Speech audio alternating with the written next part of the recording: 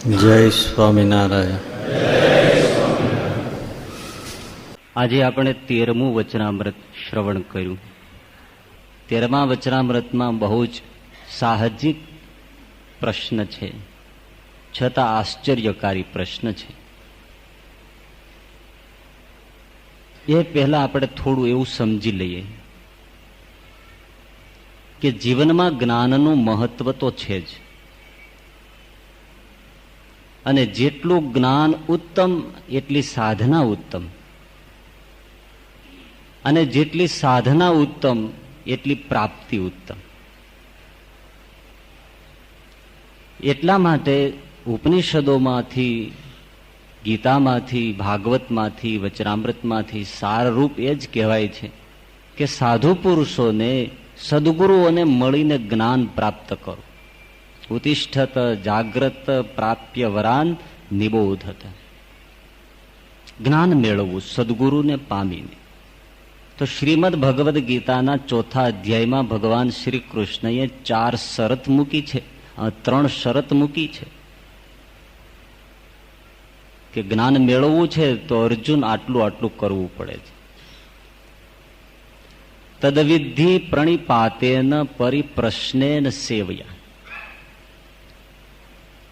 પહેલું તો સદગુરુને જઈને પ્રણામ કરવા. જ્યાં સુધી નમ્રતા ન આવે ત્યાં સુધી જ્ઞાન આવે નહીં. એટલે તો આપણે જુઓ કે જ્યારે કોઈથી જ્ઞાન લેવાનું હોય છે ત્યારે એને આપણે વ્યાસપીઠ ઉપર બેસાડીએ છીએ,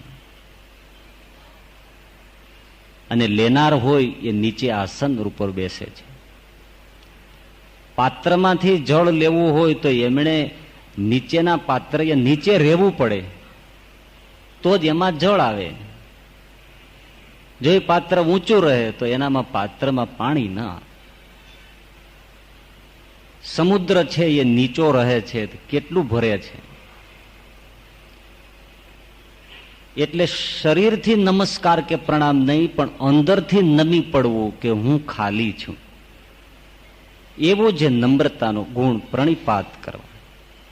પછી તરત કહ્યું કે સેવા કરવી. સેવા વગર જ્ઞાન મળતું નથી.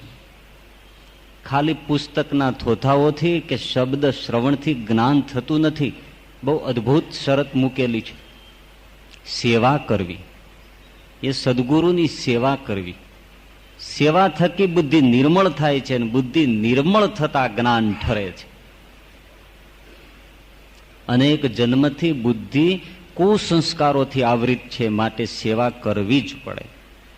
અને સેવાથી સદગુરુ પ્રસન્ન થાય છે ત્યારે પોતાનું સર્વસ્વ જ્ઞાન આપે છે. અને ત્રીજી શરત છે કે ખાલી પ્રણામ, ખાલી સેવા એટલું જ નહીં, પણ પરિપ્રશ્ને, વારંવાર એને પૂછી લેવું. પ્રશ્નો પૂછવા, એકાદ વાર નહીં, પરિપ્રશ્ને, પ્રશ્નોની હારમાળા કરી દેવી અને પૂછી પૂછીને જ્ઞાન પ્રાપ્ત કરવું. જેમ સુરતમાં મહારાજ પધાર્યા ત્યારે અરદેસરજી પારસી હોવાથી આ સંપ્રદાયનું જ્ઞાન મેળવવા માટે મહારાજ જ્યારે નવરા હોય જરા, ત્યારે બધા જ પ્રશ્નો પૂછી પૂછીને જ્ઞાન એકત્રિત કરી લીધું. અને શ્રીજી મહારાજે એની પ્રશંસા કરી કે યોગ્ય મુમુક્ષુ છે. તો મહારાજ એના ઉપર પ્રસન્ન પણ થયા. તો હવે વિચાર કરીએ આપણે બધા કે મોટો વર્ગ એવો છે કે ખાલી સદગુરુને પ્રણામ કરી નીકળી જાય છે, પણ સેવા અને પરિપ્રશ્ન એ 2 શરત પાળતા જ નથી. અમુક લોકો એવા છે કે ખાલી દંડવત પ્રણામ, નમ્રતા દાખવે છે, સેવા પણ કરે છે, પણ ત્રીજી વસ્તુ તો જીવનમાં છે જ નહીં.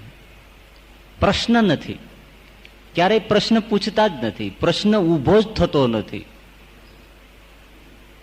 અને જ્યાં સુધી પ્રશ્ન ભાવ જાગે નહીં ત્યાં સુધી અંદર જિજ્ઞાસા હોતી જ નથી. ક્યારે પૂછવાનું મન ક્યારે થાય કે કોઈ વિષયમાં જિજ્ઞાસા આવી હોય તો પૂછાય. જિજ્ઞાસા વગર પ્રશ્ન ઉઠતો નથી, અને જિજ્ઞાસા વગર પાત્રતા થતી નથી. પ્રશ્ન ભાવ હોવો જોઈએ.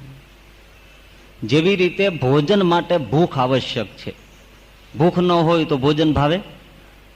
એમ જ્ઞાન માટે પણ પ્રશ્ન ભાવ જાગવો, પ્રશ્નની ભૂખ જાગવી જરૂરી છે. ભૂખ હોય તો ભોજન ભાવે, ભૂખ હોય તો ભોજન પચે, ભૂખ હોય તો ભોજન જેમાંથી એ પુષ્ટિ કરે. એવી જ રીતે અંદરથી પ્રશ્નનો ભાવ જાગે તો જ જ્ઞાન ચર્ચા ભાવે, યાને પસંદ આવે, સમજ પડે અને જ્ઞાન ચર્ચા એને પચે. જો અંદરથી જ ભાવ પ્રશ્નનો એક જુવાળ પેદા થયો હોય જે તે પ્રશ્નનો, તો એ પ્રશ્ન ઉપર નિરૂપણ આવે ત્યારે એ વસ્તુ એને એકદમ સમજાય, એને પચ્યું કહેવાય. વિભાગ પડે, નહીતર વિભાગ પડે નહીં. જે મોઢામાં કોળિયો મૂકે અને આસપાસથી મોઢામાં રસ જરે, પાચક રસ, એમ જ્યારે જિજ્ઞાસા પ્રશ્ન ભાવ જાગ્યો હોય તો જે વિષયનું જ્ઞાન આવતું હોય એ જ્ઞાનની આસપાસના પ્રશ્નો એના મનમાં ઉતરવા માંડે અને એના ઉત્તર પણ આવે. એટલે એ જ્ઞાન એને પચે અને પ્રશ્ન ભાવથી સ્વીકારેલું પચેલું જ્ઞાન એને વિકૃતિ ન આવે. નહીતર અપચો જેમ ભોજન કરે અને વિકૃતિ પેદા કરે, એમ જો જિજ્ઞાસા ન હોય, સત્ય પ્રશ્નનો ભાવ ન હોય, તો એ સાંભળેલું જ્ઞાન ગેરસમજણ પેદા કરે અને એ એની તબિયત બગાડી નાખે, વિકૃતિ પેદા કરે. જે કહેવાયું હોય એના કરતા કંઈક જુદું જ સમજાઈ જાય, એને અપચો થયો, ગેરસમજણ થઈ. એટલે બહુ મોટી શરત છે પ્રશ્ન થવો જોઈએ. આ વચનામૃતનો પ્રશ્ન જે તે વ્યક્તિનો પૂછાયેલો જ થઈને રહી જાય તો આપણને બહુ મજા ના આવે. પણ એ પ્રશ્ન આપણો બની જાય તો જ એ પ્રશ્ન સમજાય અને જીવમાં ઠરે. અને પ્રશ્નને આગળ પ્રશ્ન ઉપડતો હોય તો બહુ અદભુત વાત છે. શ્રવણ કરો અને એમાંથી પ્રશ્ન આગળ દોડે, આનું કેમ હશે? તો એ બહુ મોટી પાત્રતા કહેવાય અને મોટો શ્રોતા કહેવાય. જેવી રીતે એક કાગડી એના બચ્ચાને શિક્ષણ આપતી હતી કે જો બેટા મનુષ્ય છે ને માણસ છે બહુ લુચ્ચો છે, એટલા માટે આપણો એ દુશ્મન હોવાથી આપણને ભાળે ત્યારે એ પથ્થરથી મારે છે. એટલે જ્યારે કોઈ માણસ નીચો નમીને પથ્થર લેવા જાય એટલે તારે સમજી જવું અને તરત જ ઉડીને ફરાર થઈ જવું. ત્યારે કાગડીનું બચ્ચું બોલ્યું કે એમાં એ માણસ પાકો હોય અને હાથમાં કે કેડમાં જ પથ્થર લઈને ઊભો હોય તો નમે તો નહીં જ, તો પછી મને કેમ ખબર પડે? એટલે એની માએ કીધું કે જા બેટા, હવે તું બધાય વેદ ભણી ઉતર્યો. આ પ્રશ્નની આગળ પ્રશ્ન દોડ્યો, હવે તું બધું સમજી ગયો, હવે તને કાંઈ સમજાવવું ન પડે. તને આવો એક પ્રશ્ન ઉઠ્યો ને આવું પણ કરી શકાય છે, એટલે હવે તું નહીં છેતરા. આ જે છે ને એ જિજ્ઞાસાનો ભાવ છે, એ પ્રશ્ન ભાવ છે અને એ પૂરો થઈ શકે છે. વિદ્યાર્થીને ક્લાસમાં શિક્ષક ભણાવતો હોય અને જો વિદ્યાર્થી પ્રશ્ન જ ન કરે તો એ વિદ્યાર્થી 100% પરફેક્ટ છે કે કોઈ દિવસ ચમકે નહીં. પાસ થઈ જાય બહુ સારી વાત છે, બાકી એ સિતારો ન બને, ચમકે નહીં. ચમક તો એ જ વિદ્યાર્થીમાં હોય કે શિક્ષકને ઊભા રાખી દે, સાહેબ 1 મિનિટ, સાહેબ 1 મિનિટ, સાહેબ 1 મિનિટ, સ્ટેજ આગળ ન ચાલવા દે. અને સાહેબને એમ થઈ જાય કે હું પૂરી તૈયારી કરી નહીં આવું તો પેલો જે કાંતિ છે ને મને મૂંઝવશે, અને એ જ વિદ્યાર્થી જ ચમકે. એટલે પ્રશ્ન ભાવ છે એ બહુ મોટી પ્રક્રિયા છે અને એનાથી જ ઉપનિષદો ભર્યા છે અને એનાથી સંપૂર્ણપણે વચનામૃત. સુરાખાચર જેવાએ પણ પ્રશ્નો કર્યા છે, અદભુત છે. પ્રશ્ન વગર જ્ઞાન નથી. અને આ એવી સૃષ્ટિ છે અદભુત કે એની સામે નજર દોડાવીએ તો અનેક પ્રશ્નો પરમ પિતાને લગતા પ્રાપ્ત થાય. પણ દ્રષ્ટિ હોવી જોઈએ અને નિસર્ગમાં આપણને ડુબાવી દે એવું છે.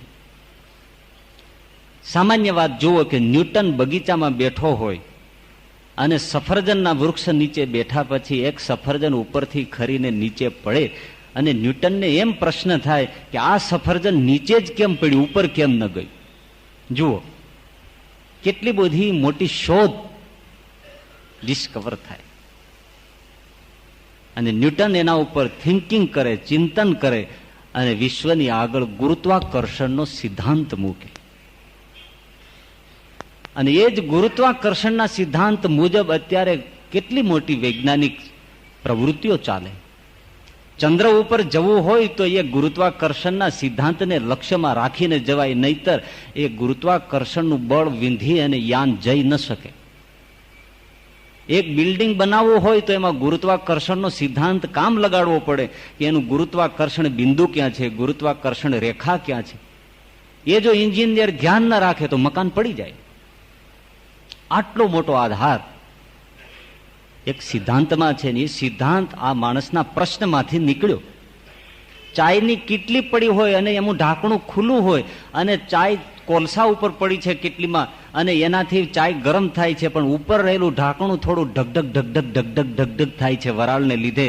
તો એક માણસ જોયા કરે છે કે આવું બળ કેમ પેદા થાય છે, અને એમાંથી આ ગાડીની શોધ થાય કે ના, આ વરાળથી એન્જિનો ચાલી શકે છે અને એનાથી આ ટ્રેનના મોટા મોટા મશીનો શોધાય. સમજાયું ને કે પ્રશ્ન ભાવ બહુ મોટી આપણને ફલશ્રુતિ આપે છે. તો સૃષ્ટિમાં એવી નાની મોટી ઘટનાઓ સહિત અનંત પથરાયેલું છે. તો એમાંથી એક દ્રષ્ટિબિંદુ બનાવીને નિત્યાનંદ સ્વામી આપણી સમક્ષ એક મોટું રહસ્ય ખોલે છે. મેં તમે કેટલી વાર વડ અને પીપળના ડાળખા રોપ્યા હશે અને જોયા હશે, પણ કોઈ દિવસ પ્રશ્ન ન થયો. આ વચનામૃત વાંચ્યા પછી પણ કેટલાય રોપ્યા હશે અને રોપતા જોયા હશે, તોય પ્રશ્ન ન થયો કે આ જે વૃક્ષ ચોંટે છે એમાંથી બીજું વૃક્ષ થાય છે તો એ જીવ છે એ બીજો આવ્યો કે પછી એનો એ જીવ છે તો પછી કપાઈને બે ભાગમાં થયો. જો કપાઈને બે ભાગમાં થતો હોય તો અછેદ્યો યમ નૈનમ છિંદંતી શસ્ત્રાણી એવો જે શાસ્ત્રનો સિદ્ધાંત છે એનું શું થયું? તો પછી તાત્કાલિકામાં જીવ આવ્યો ક્યાંથી? શું આના ઉપર રાહ જોઈને ગુમરાતો હતો કે કઈ રીતે આમાં પરિસ્થિતિ સર્જાણી? કોઈ દિવસ વિચાર નથી આવ્યો. એ છોડો, આ વચનામૃત વાંચ્યું તો છતાં પણ ક્યારેય આવો વિચાર ઉઠ્યો નથી. નિત્યાનંદ સ્વામીએ એવો પ્રશ્ન પૂછ્યો મહારાજને કે મહારાજ, દેહ દેહ પ્રત્યે જીવ એક છે કે અનેક છે? દરેક બાબતમાં પ્રશ્નને સમજવાની એક બહુ સૂઝ હોવી જોઈએ. જો આટલો જ પ્રશ્ન પૂછ્યો હોત કે જીવ એક છે કે અનેક છે, કેટલો પ્રશ્ન કે જીવ એક છે કે અનેક છે, તો આખી ચર્ચા જુદી થઈ જાય. જેવી રીતે આપણને કોઈ પૂછે કે ભાઈ ભગવાન એક છે કે અનેક છે? ભગવાન એક છે, ભગવાન અનેક નથી. એવી રીતે આ જે બધું દેખાય છે એમાં જીવ એક છે કે અનેક છે? તો આ બાબતમાં પણ આપણે જોઈએ છીએ કે વિવાદ છે. અમુક એમ કહે છે કે જીવ એક છે, જીવ અનેક નથી. તો પછી આ બધું દેખાય છે એ શું? તો એમ કહે છે કે એ તો આપણી ભ્રમણા છે, એટલે આ બધું જીવ અનેક છે એવું દેખાય છે. વસ્તુ સ્થિતિએ જીવ એક છે. પણ એ ચર્ચા જુદી છે અને એમાં કંઈ આપણે જવાની જરૂર પણ નથી. ઘણી એના ઉપર શાસ્ત્રીય ચર્ચાઓ છે. પણ જીવ એક છે કે અનેક છે એવો પ્રશ્ન અહીંયા નથી પૂછ્યો, એટલે ચર્ચા પણ જુદી છે. દેહ દેહ પ્રત્યે જીવ એક છે કે અનેક છે? આ બધો એક દેહ, આ બીજો દેહ, આ ત્રીજો દેહ, એ એક દેહની અંદર એક જ જીવ વસે છે કે પછી 2, 4, 5, 6, 7, 8 વસે છે? એકની અંદર સેપરેટ એક જ હોય છે કે પછી વધારે જીવ હોય છે દેહમાં? બોલો કેટલા હોય છે? એક દેહની અંદર બીજા જીવ પણ હોય છે. એમ એક દેહની, આપણા દેહની અંદર પણ બીજા કેટલાય જીવ છે. નાના મોટા એટલા જંતુઓ આપણા શરીરમાં છે. અનેક જીવ થયા. પેટની અંદર કરમિયા પડે તો બોલો કેટલા જીવ થયા? તો દેહમાં કેટલા જીવ નીકળ્યા? બરાબર ને? તો પછી એક જીવ ક્યાં રહ્યો? એક દેહમાં એક જીવ ક્યાં રહ્યો? ઘણા બધા જીવ છે. પણ એનો અર્થ એવો નથી કે એક દેહમાં અનેક જીવ છે. એ જીવ છે પણ સૌ પોતપોતાના દેહ સહિત સેપરેટ છે પાછા. આપણી અંદર તો છે પણ આપણી અંદર એ પોષણ પામે છે, પણ એ પોતે પોતાના દેહ સાથે છે. એટલે સૌ બધા અલગ અલગ છે. આધિપત્ય તો આ એક જીવ, આ દેહમાં એક જ જીવનું છે, એટલે જીવ એક છે. પેલા જીવ કઈ રીતે છે? માનો કે વૃક્ષ છે તો વૃક્ષ ઉપર 50-50 પક્ષીઓ માળા બાંધ્યા. તો એક જીવ વડલાનો છે, એના ઉપર કેટલા બધા જીવ છે, એમાં પાંદડે પાંદડે ઈયળો પડી તો કેટલા જીવ થયા? પણ એ સૌ અલગ અલગ છે, પણ પ્રધાનપણે જે વૃક્ષનો જીવ તો એક જ છે. તો એવું આપણને સમજાય છે. તો નિત્યાનંદ સ્વામીને શું નહીં સમજાતું હોય? આટલા બધા તમે જ્ઞાની છો તો પછી નિત્યાનંદ સ્વામીને એટલો ખ્યાલ ન હોય કે ભાઈ એક દેહમાં એક જીવ જ વસે છે, આમાં બીજાનું કોઈનું આધિપત્ય નથી, બીજા જે છે એ પોતપોતે સ્થાનની જેમ પોષણ પામે છે. તોય પ્રશ્ન કર્યો, એક દેહમાં એક જીવ છે કે અનેક છે? પ્રશ્ન પાછો એટલો બધો વિદ્વત્તાપૂર્ણ અને કંઈ પણ ફેરફાર ન કરવો પડે એટલો પ્રશ્ન ઉત્તમ પૂછી લીધો કે એમ કહેશો કે એક દેહમાં એક જીવ છે, જેમ આપણે હમણાં કીધું એમ એક દેહમાં એક જીવ છે, એમ જો કહેશો તો હે મહારાજ, આ વડ પીપર છે એની ડાળખી કાપીને બીજે રોપીએ છીએ, એવો ને એવો બીજો વૃક્ષ થઈ જાય છે, તો એ જે જીવ હતો એ બે પ્રકારે થયો. આમાં હતો એ થોડોક એમાં ગયો, થોડોક આમાં રહ્યો, 50-50 થઈ ગયો, કે પછી બીજા જીવે પ્રવેશ કર્યો પેલા નવા વૃક્ષમાં, આમાંથી કાપ્યું ડાળું, અહીંયા મૂક્યું, એવો ને એવો વૃક્ષ થઈ ગયો. તો આમાં જે જીવ મૂળ વૃક્ષમાં હતો, જેમાંથી ડાળી કાપી, એમાંથી પેલામાં જીવ અડધો અડધો ગયો ને અડધો આમાં રહ્યો, એમ થયું કે પછી બીજા જીવે પ્રવેશ કર્યો? ત્યારે નિત્યાનંદ સ્વામી કે ના, બીજા જીવે પ્રવેશ નથી કર્યો. એમ જો તમે કયો એનો એ જીવ છે, તો એનો એ જીવ છે તો જીવ અંદર જે વેચાણો એ કપાણો કેમ? અડધો અડધો કઈ રીતે થાય? કારણ કે જીવ તો અછેદ્યો એમ નૈનમ છિંદંતી શસ્ત્રાણી. આ જીવ છે એ કપાતો નથી, એના ટુકડા થતા નથી, ચ્યુતિ ભાવ પામતો નથી, તો પછી એ કેવી રીતે ખંડ થાય કે અડધો આમાં જતો રહે ને અડધો આમાં જાય? ટુકડા તો થાય નહીં. તો પછી હવે થયું શું એ અમને સમજાવો. પ્રશ્ન જ આમ સરળ છે, પણ વિચારવા જાવ તો ગૂંચવાઈ જાવ એવો. એમાં જે એક હતો જીવ એ બે પ્રકારે થયો કે બીજા જીવે પ્રવેશ કર્યો, બીજા જીવે પ્રવેશ નથી કર્યો, એકનો એક જીવ છે. એમ જો કહો તો એક જીવ શું બે પ્રકારે ટુકડા થઈને વેચાઈ ગયો?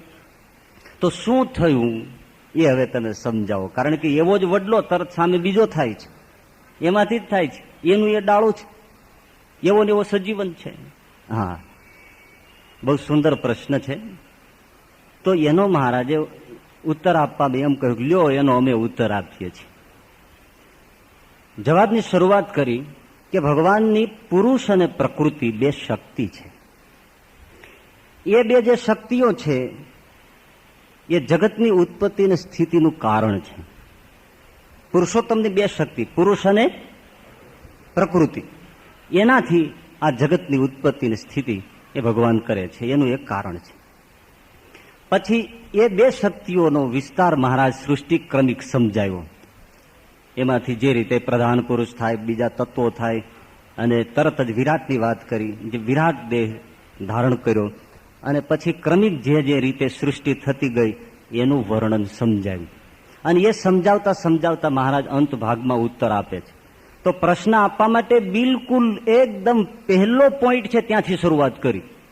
એક વડલાની શું પ્રક્રિયા છે એ સમજાવવા માટે એટલો બધો વિસ્તૃત જવાબ લીધો કે જ્યારથી સૃષ્ટિ પ્રારંભ થઈ ત્યારથી એ જવાબ ઉપાડ્યો. આ એક વક્તાની ખૂબી છે, કોઈ વસ્તુને છૂટવા નથી, અને શ્રીજી મહારાજ જેવો કોઈ વક્તા નહીં. તો છેલ્લા પ્રારંભિક પોઈન્ટ સુધી ગયા અને ત્યાંથી શરૂઆત કરી. તો પુરુષ અને પ્રકૃતિ એ બે ભગવાનની શક્તિ છે. પ્રકૃતિ એટલે ત્રિગુણાત્મા તમા કૃષ્ણ શક્તિર દેહ તદીયો જીવસ્ય ચાહમ મમતા હેતુર માયાવગમ્યતા. 12મું વચનામૃત આપણે જે જોયું એમાં જે પ્રકૃતિની જે આપણે સમજ મહારાજે સમજાવી, તો એ પ્રકૃતિ તત્વ, મૂળ માયા તત્વ, એ પ્રકૃતિ ત્રિગુણાત્મિકા માયા. પુરુષ કોણ? તો પ્રથમના 41મા વચનામૃતમાં જે મહારાજે કહ્યું કે સૃષ્ટિના પ્રારંભે પુરુષોત્તમ નારાયણે અક્ષર સામે દ્રષ્ટિ કરી.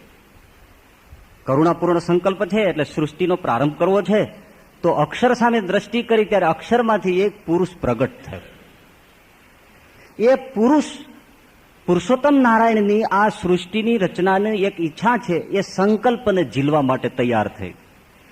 અક્ષર બ્રહ્મની અંદર અક્ષરની અંદર અનેક મુક્તો છે. એમાંથી એક પુરુષ આગળ આવ્યો કે પુરુષોત્તમ મારા પ્રભુની ઈચ્છા છે તો લાવ હું સૃષ્ટિ કાર્યમાં જોડાઈ જાઉં. એટલે એ મુક્ત પુરુષ સૃષ્ટિ કાર્યમાં જોડાવા માટે ઉભો થયો અને ભગવાને એ અક્ષરમાં પ્રવેશ કરી પુરુષમાં પ્રવેશ કર્યો અને પુરુષ છે એ પ્રકૃતિ સાથે જોડાયો અને પછી બધું સૃષ્ટિનું માળખું આગળ ચાલ્યું. તો પ્રકૃતિ અને એ પુરુષ કે જે મુક્ત છે, આપણે જ કહીએ છીએ એમ નહીં, એ ગરડા મધ્યના 31મા વચનામૃતમાં જ મહારાજ આ રજૂઆત કરે છે કે એ પુરુષ અક્ષરાત્મક છે અને મુક્ત છે. પુરુષોત્તમ નારાયણ પોતે જ કહે છે કે એ પુરુષ અક્ષરાત્મક છે અને મુક્ત છે. વળી આગળ જતા પણ ફરીથી એ કહે છે કે એવા અક્ષરાત્મક પુરુષ તો બ્રહ્મરૂપ ઘણાક છે, એમાંનો આ એક પુરુષ છે, એ મુક્ત છે.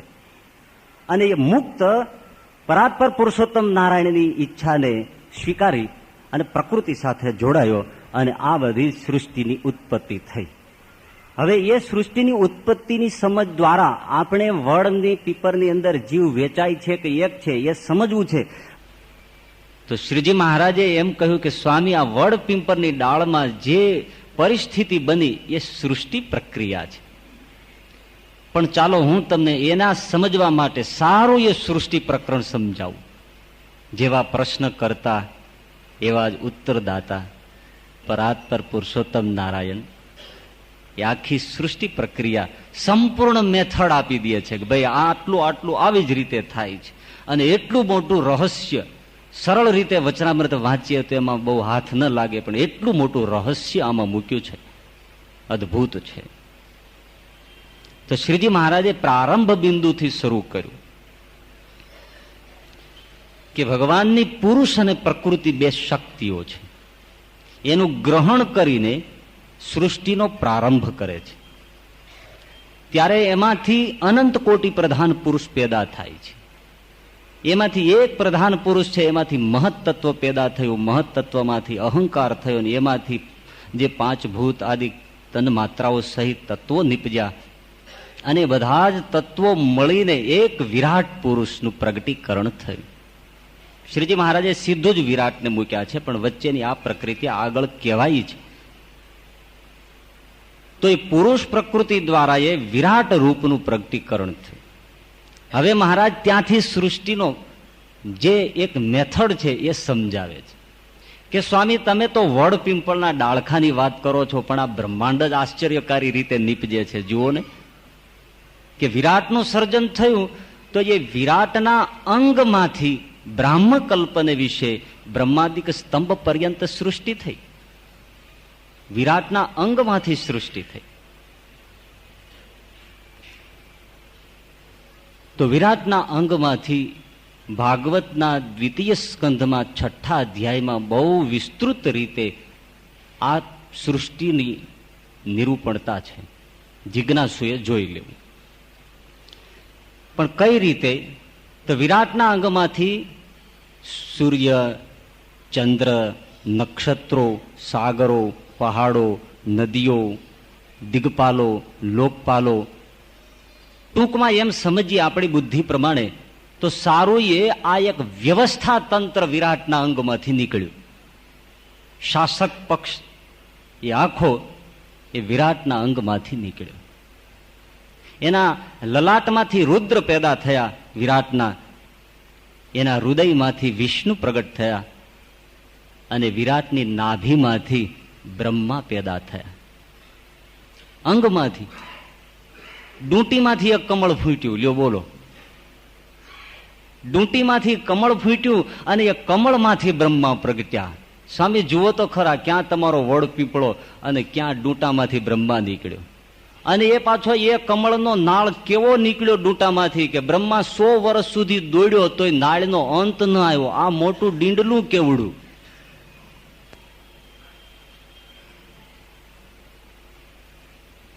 તો આ સૃષ્ટિનો બ્રાહ્મકલ્પ, પ્રથમ કલ્પ, એમાં વિરાટના અંગમાંથી સૃષ્ટિ નીકળી. આ પ્રમાણે બ્રાહ્મકલ્પ એને આપણે સમજીએ તો કલ્પના 2 અર્થ થાય છે. કલ્પ એટલે સમય અને કલ્પ એટલે આચાર. અહીંયા સમયના સંદર્ભમાં કલ્પ વપરાયો છે. તો બ્રાહ્મકલ્પ શું છે કે જે સમયના પીરિયડમાં બ્રહ્માનું સર્જન થયું એ પીરિયડને બ્રાહ્મકલ્પ એવું નામ અપાયું. બ્રાહ્મ એટલે બ્રહ્માને લગતું, કલ્પ એટલે સમય. તો એ જે સમય છે એને નામ આપ્યું બ્રાહ્મકલ્પ.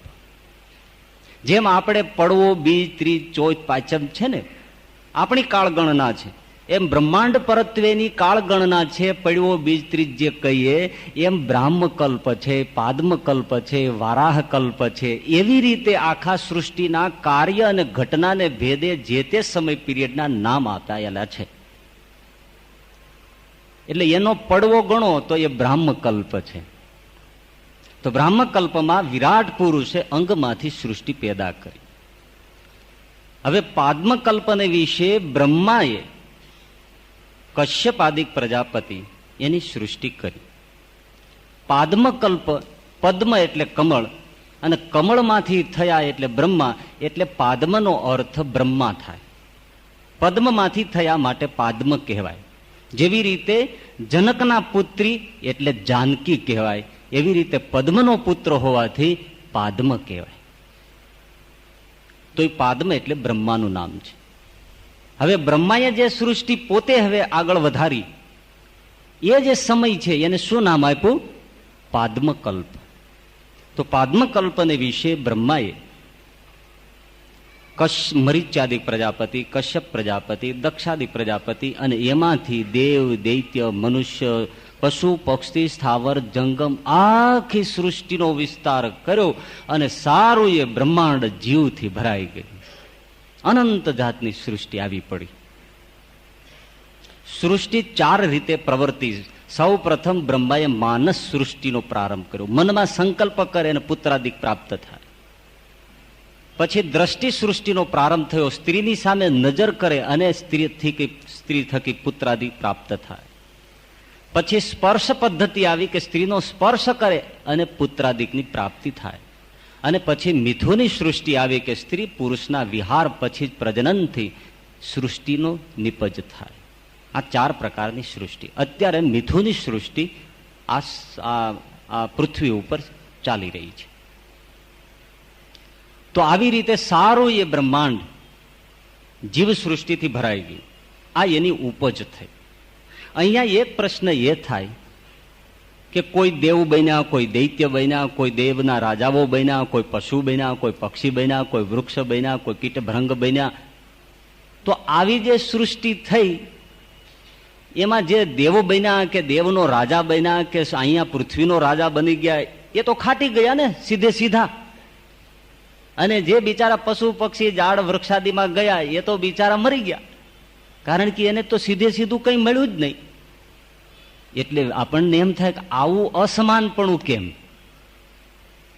કોઈ દૈત્ય થઈ ગયા, કોઈ દેવ થઈ ગયા, એ સ્વર્ગમાં જઈને જલસા ફટકારવા માંડ્યા. લે અપસરાઓના ગાન ને તાલ ને માન ને તાશેરા, અને અહીંયા હેરાન થવાનું. આવો અન્યાય કેમ? બળવો પુકારવો જોઈએ, સંમેલન મિલાવવું જોઈએ. તો એ પ્રશ્ન વરતાલના 6થા વચનામૃતમાં ચિમનરાવજીએ મહારાજને પૂછ્યું કે હે મહારાજ, આ સૃષ્ટિનો પ્રારંભ થાય છે ત્યારે આવી બધી ગોઠવણ થઈ જાય છે, ચિત્ર વિચિત્રપણું થાય છે, તો ભગવાને અન્યાય કર્યો ન કહેવાય? અસમાનતાપણું ભગવાનમાં આવ્યું અને બીજું નિર્દયપણું આવ્યું, કારણ કે કોઈના ઉપર દયા કરીને કોઈના ઉપર દયા ન કરી. આવો ભગવાન કેવો?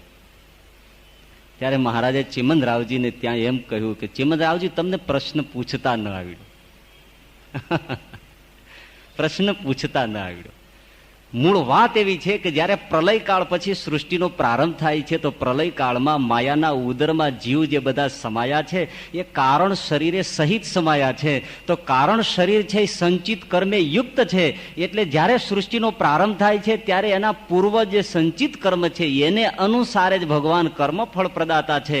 એટલે જે તે જગ્યાએ એને દેહ પ્રદાન કરે છે, બાકી પોતે કંઈ વાપરતા નથી. એના જ છે અને એના ભોગવે છે.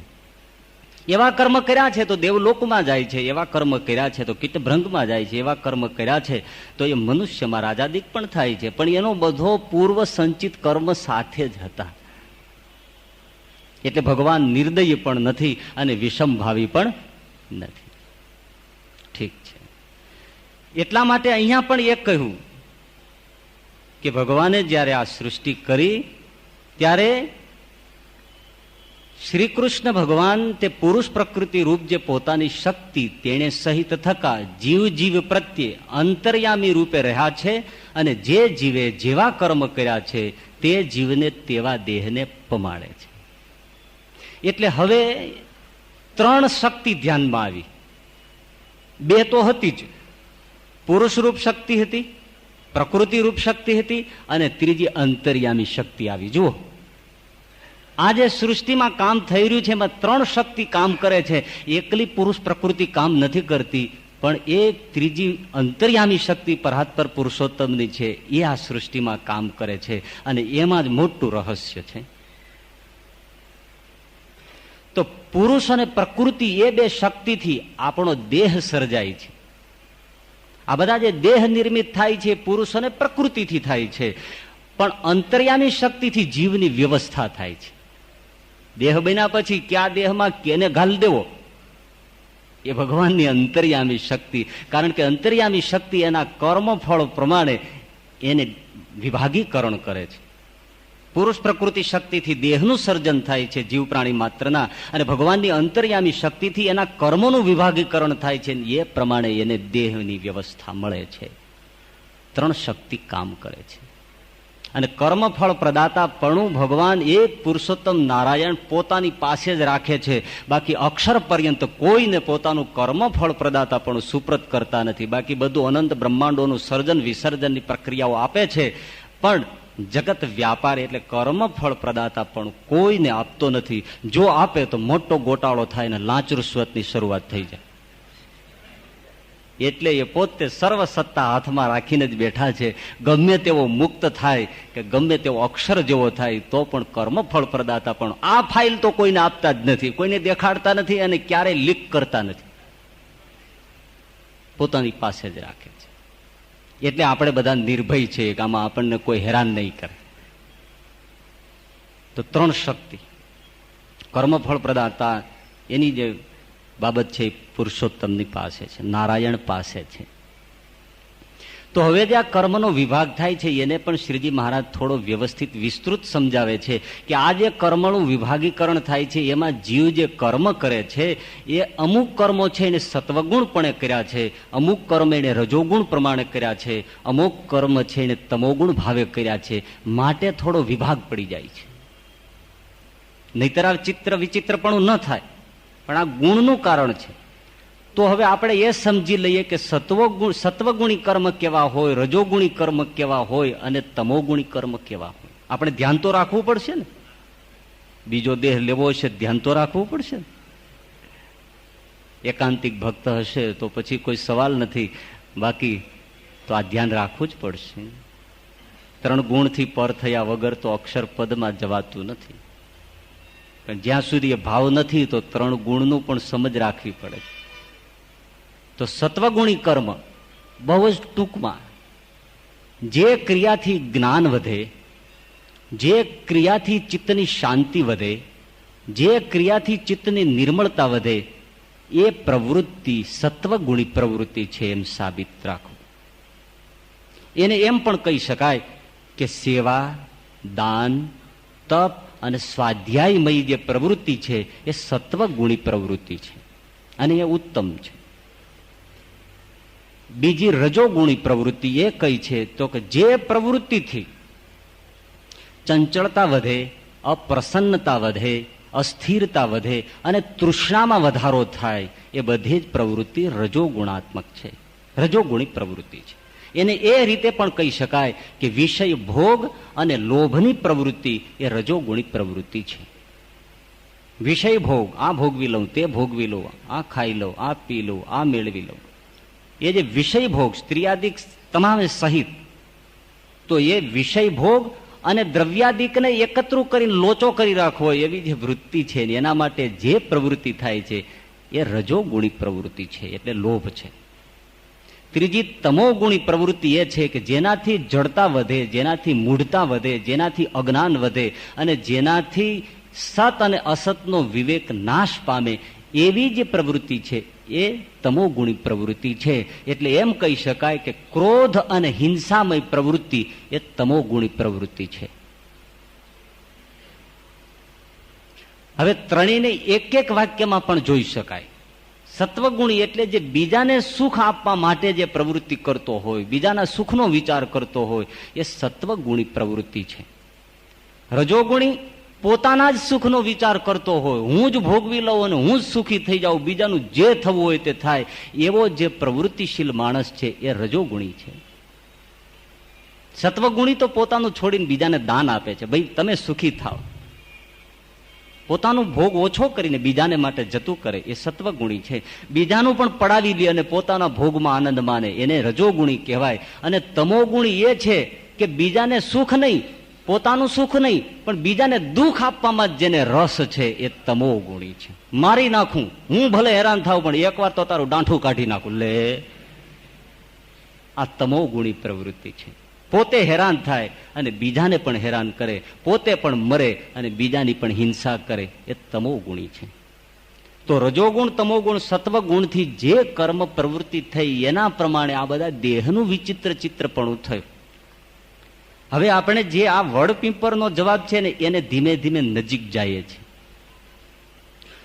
તો હવે જે દેહનું વિભાગીકરણ થયું એમાં મહારાજે એમ સમજાવ્યું કે જે વિભાગ પડ્યો એમાં પણ 4 ભેદ પડે છે. 3 ગુણથી કર્મનો વિભાગ થયો. હવે એ જે ગુણનો વિભાગ, કર્મનો વિભાગ પડ્યો તો એના માટે દેહની પણ વ્યવસ્થા હોય ને એ પ્રમાણે, એટલે એનામાં પણ 4 ભેદ પડ્યા. અને એ પ્રકારે 4 વ્યવસ્થા ભગવાને સૃષ્ટિમાં મૂકી છે. તો એ કયા કયા? તો જે દેહ આપે છે કર્મના અનુસારે એમાં 4 વિભાગ પ્રમાણેના દેહની વ્યવસ્થા ગોઠવી જીવને માટે.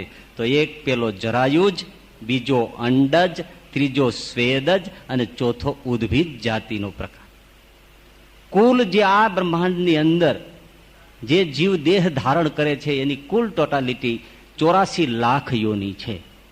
આજે જર્મનીમાં ગણતરી પણ શરૂ થઈ ગઈ છે કે આ ભારતીય લોકો 84 લાખ કર્યા કરે છે. તો ખરેખર છે કે પછી બંબગોળા છે?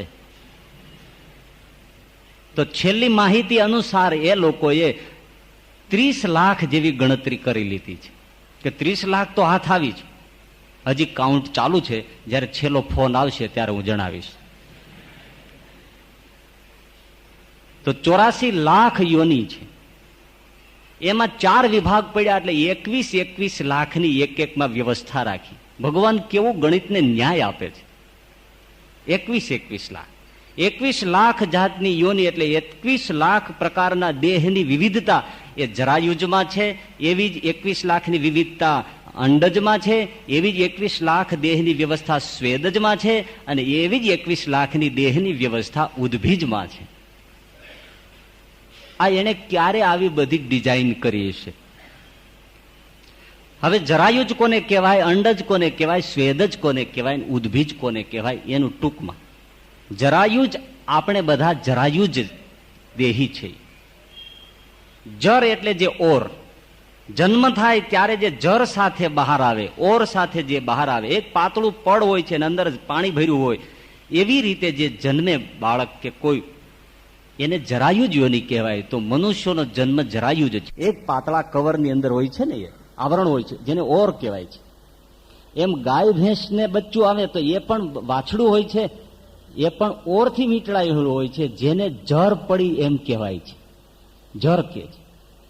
તો એ જરાયુજ આ બધી દેહની વ્યવસ્થા છે. આપણે જરાયુજ યોનીમાં છીએ. પશુઓ, ગાય ભેંસ જરાયુજ યોનીમાં છે. એમાં 21 લાખ છે.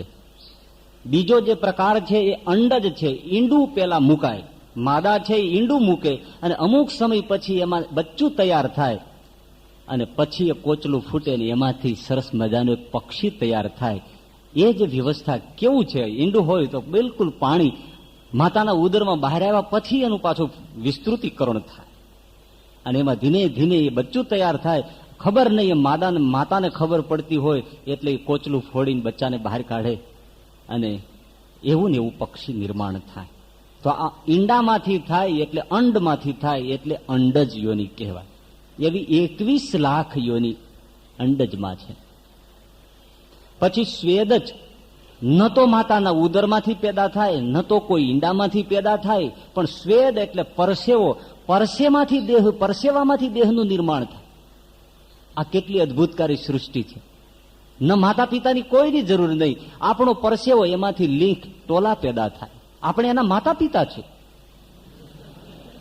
ટોલાના માતા પિતા છે. આપણા થકી એનો જે દેહ થકી જેનો દેહ પેદા થાય એનો એ બાપ કહેવાય. તો આપણે કઈ નહીં તો સાધુ હોય ટોલાના બાપ છે. પણ એને માથે અસ્ત્રો ફેરવે છે એટલે મૂંડો થઈ જાય એટલે ટોલા ક્યાં પડે, એટલે એને ટોલા રામ કહેવામાં આવે છે.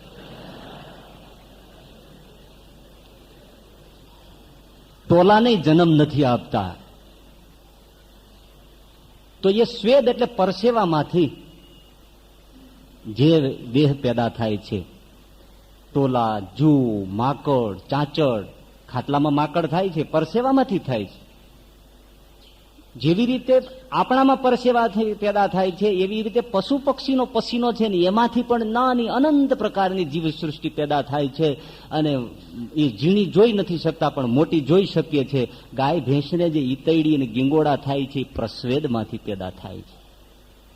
તો મનુષ્યો, પક્ષીઓ, પશુઓના સ્વેદમાંથી જે યોની પેદા થાય છે એટલી જ છે? તો ના, ધરતીને પણ જે બાફ થાય છે એ ધરતીનો જે પસીનો છે એમાંથી પણ જીવજંતુઓ પેદા થાય છે, ધરતીની બાફમાંથી.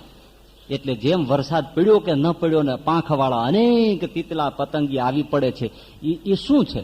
એ ધરતીના પરસેવામાંથી આ બધી સૃષ્ટિ આવે છે. અતિ આશ્ચર્યકારી સૃષ્ટિ. એક વરસાદ પડે ને ક્યાંથી અનંત કીડા મકોડા પાંખવાળા આવી જાય. ઘણીવાર વરસાદની સાથે નાની નાની દેડકીઓ પણ ટપોટપ પડે. ક્યાંથી આવે છે? એ પરસેવો વાયુનો જે બાફ છે તો એમાંથી પણ દેહ પેદા થઈ જાય. ભગવાન કેવી રીતે સૃષ્ટિ બનાવે છે, સૃષ્ટિ કરતાનું અદભુત રહસ્ય છે. તો સ્વેદ જ. અને ત્યાર પછી આવ્યું ઉદ્ભિજ જાતિ. ઉદ્ભિજ એટલે જે વૃક્ષો ઉગે. જુવાર રોપો અને એમાંથી જુવારનો છોડ થાય. ઘઉં રોપો, ઘઉંના દાણા નાખો અને એમાંથી સરસ મજાના ઘઉંના છોડ થાય. આ બીજમાંથી જે સૃષ્ટિ ધરતી ફોડીને ઉગી નીકળે એને ઉદ્ભિજ સૃષ્ટિ કહેવાય. આ ચાર પ્રકારે દેહની વ્યવસ્થા થઈ. એ મહારાજ કહેતા કહેતા પણ બીજું રહસ્ય પણ છતું કરે છે. તો એમાં એમ કહ્યું કે પૂર્વજન્મને વિશે કેટલાક કર્મ સત્વગુણ પ્રધાનપણે કરીને કર્યા છે, કેટલાક કર્મ રજોગુણ પ્રધાનપણે, કેટલાક કર્મ તમોગુણ પ્રધાનપણે કરીને કર્યા છે. તે કર્મને અનુસારે એ જીવને, એ ભગવાન જે તે ઉદ્ભિજ જાતિના જે દેહ, જરાયુજ જાતિના જે દેહ, સ્વેદજ જાતિના જે દેહ અને અંડજ જાતિના જે દેહ તેને પમાડે છે. અને સુખ દુઃખ રૂપ જે કર્મ તેના ફળને પમાડે છે. અને તે જીવના કર્મને અનુસારે તેના દેહ થકી બીજા દેહને સૃજે છે. ત્રણ બાબત આમાં મૂકી. એક, કર્મને અનુસારે એના દેહનું સર્જન કરે છે.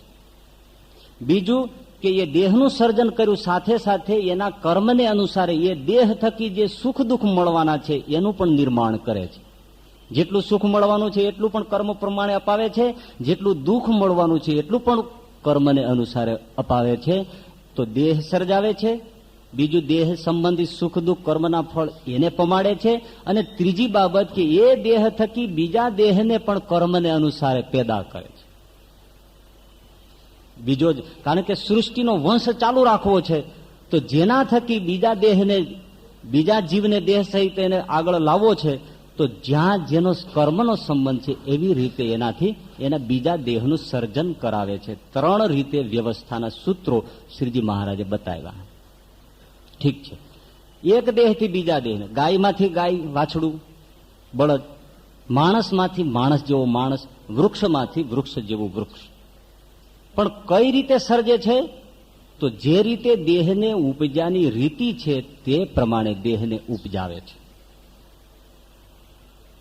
પછી એમાં દાખલો આપ્યો કે જેમ કશ્યપ આદિ પ્રજાપતિના દેહ થકી અનેક જાતિના દેહને સૃજતા હવા, તેમ એના એ ભગવાન સમગ્ર જીવજીવ પ્રત્યે રહ્યા થકા એ દેહ થકી જેમ ઉપજાની રીતિ હોય તેમ બીજા દેહને ઉપજાવે છે. આ પ્રમાણે કહ્યું. તો કશ્યપ પ્રજાપતિની વાત. કશ્યપ પ્રજાપતિ એને 13 પત્નીઓ હતી. એ 13 પત્નીઓથી એને વિવિધ સૃષ્ટિ કરી, પણ જેનાથી જે પેદા થાય એવી સૃષ્ટિ કરી. તો 13 પત્નીઓનું થોડું ટૂંકમાં આપણે જોઈએ તો એમની દિતિ નામની જે પત્ની હતી એના થકી દૈત્યો પેદા કર્યા કશ્યપે. અદિતિ થકી આદિત્યો એટલે કે દેવતાઓ પેદા કર્યા. ધનુ નામની સ્ત્રી થકી દાનવો પેદા કર્યા. વિનતા નામની જે પત્ની હતી એના થકી પક્ષીઓ પેદા કર્યા. આ જે ગરુડ છે એ વિનતાનો પુત્ર છે. તો પક્ષીઓની સૃષ્ટિ પેદા કરી વિનતા થકી, અને સુરસા થકી સર્પોની સૃષ્ટિ પેદા કરી. સુરસા નામ અહિન હૈકે માતા, જે હનુમાનજીને ગળવા માટે આવે છે, લંકા જાય છે ત્યારે એ સુરસા થકી એની સર્પોની સૃષ્ટિ કરી. અને કદ્રુ નામની પત્ની થકી નાગ સૃષ્ટિ કરી. અને સુરભી નામની પત્ની થકી ગાય બળદ આદિ પ્રાણીઓની સૃષ્ટિ કરી. આવી રીતે 13 પત્નીઓનો વિસ્તાર પદ્મ પુરાણના સૃષ્ટિ ખંડમાં વિસ્તારથી કરીને બતાવ્યું છે. આપણે આટલું ટૂંકમાં જોયું. તો જે રીતે જેના થકી જેવી રીતથી ઉપજવાની પદ્ધતિ છે એ પ્રમાણે દેહ થકી દેહને ઉપજાવે છે. રીત બરાબર મેથડને ચાલે છે. તો એ સમજવાનું છે કે જેમ ઉપજાની રીતિ છે એમાં શું સમજવું. તો એમાં પહેલું કે ગાય થકી ગાયનો જન્મ થાય, દેહ સર્જાય. મનુષ્ય થકી મનુષ્ય, વૃક્ષ થકી વૃક્ષ, પક્ષી થકી પક્ષી. આ પ્રમાણે જ સૃષ્ટિ ચાલે. પછી ગાયને પેટ માણસ ન જન્મે અને માણસને પેટે બકરું ન જન્મે. એમાં જરાય ગડબડ નથી થતી. જેમ ઉપજાની રીતિ છે એમ જ ઉપજાય. ઝાડવાથી ઝાડવું જ થાય, પણ ઝાડવે એક એવો ટેટો બંધાય અને પછી થોડા દિવસો આપણે જોઈ રહેવાનું, અને જે દિવસે એ રડવાનું શરૂ કરે એમ હવે બાબલો પાકી ગયો, ઉતારી લ્યો. ઝાડવે છોકરા ન ટપકે. માણસ થકી માણસ થાય, વૃક્ષમાંથી વૃક્ષ થાય. આ ઉપજાની રીતિ છે. બીજી બાબત કે જે જરાયુજ છે તો પછી જરાયુજ પદ્ધતિથી જ દેહ પેદા થાય. જે યોની અંડજ યોની છે તો પછી અંડજની યોનીથી જ પેદા થાય. પક્ષી ક્યારેય પણ જરાયુજ બચ્ચું ન મૂકે, ઈંડું જ મૂકે. એ પક્ષીને પેટે પછી ઈંડા પહેલાનું બચ્ચું તૈયાર માના ઉદરમાં થાય અને જન્મે, એ રીત નહીં આવે એમ મહારાજ કહે છે. ઈંડું એટલે ઈંડું જ, અંડજમાં પછી ઈંડાઓની જ પદ્ધતિ ચાલશે. અને પશુ અને મનુષ્ય જે યોની છે એમાં જરાયુજ છે તો પછી ગાય ભેંસ ક્યારે ઈંડું નહીં મૂકે કે અમારી ગાયે હમણાં 3 કિલોનું ઈંડું મૂક્યું છે અને હમણાં સેવવા બેઠી છે, કોઈટમાં જાતા નહીં. 1 મહિનો એ સેવે ને ત્યાર પછી એમાંથી શિંગડા ઉછાળતું એક વાછડું બહાર નીકળે. આવું ન થાય બાપા. બસ જરાયુજમાંથી જરાયુજ, અંડજમાંથી અંડજ થાય. અને ત્રીજી બાબત કે ગર્ભસ્થ એટલે કે ઉદર થકી ગર્ભાશય થકી જન્મ છે તો એ પદ્ધતિથી એ યોનિઓ એ જ થકી જન્મે. મનુષ્યનો જન્મ માતાના ઉદરથી ગર્ભાશયથી છે તો પછી બીજા કોઈ અંગમાંથી બાળકનો જન્મ ન થાય. બગલમાંથી 6 મહિને છોકરું બહાર આવે એવું ન બને. જુવાર બાજરો છે ધરતીમાં વાવો એટલે એમાંથી ઉગી નીકળે.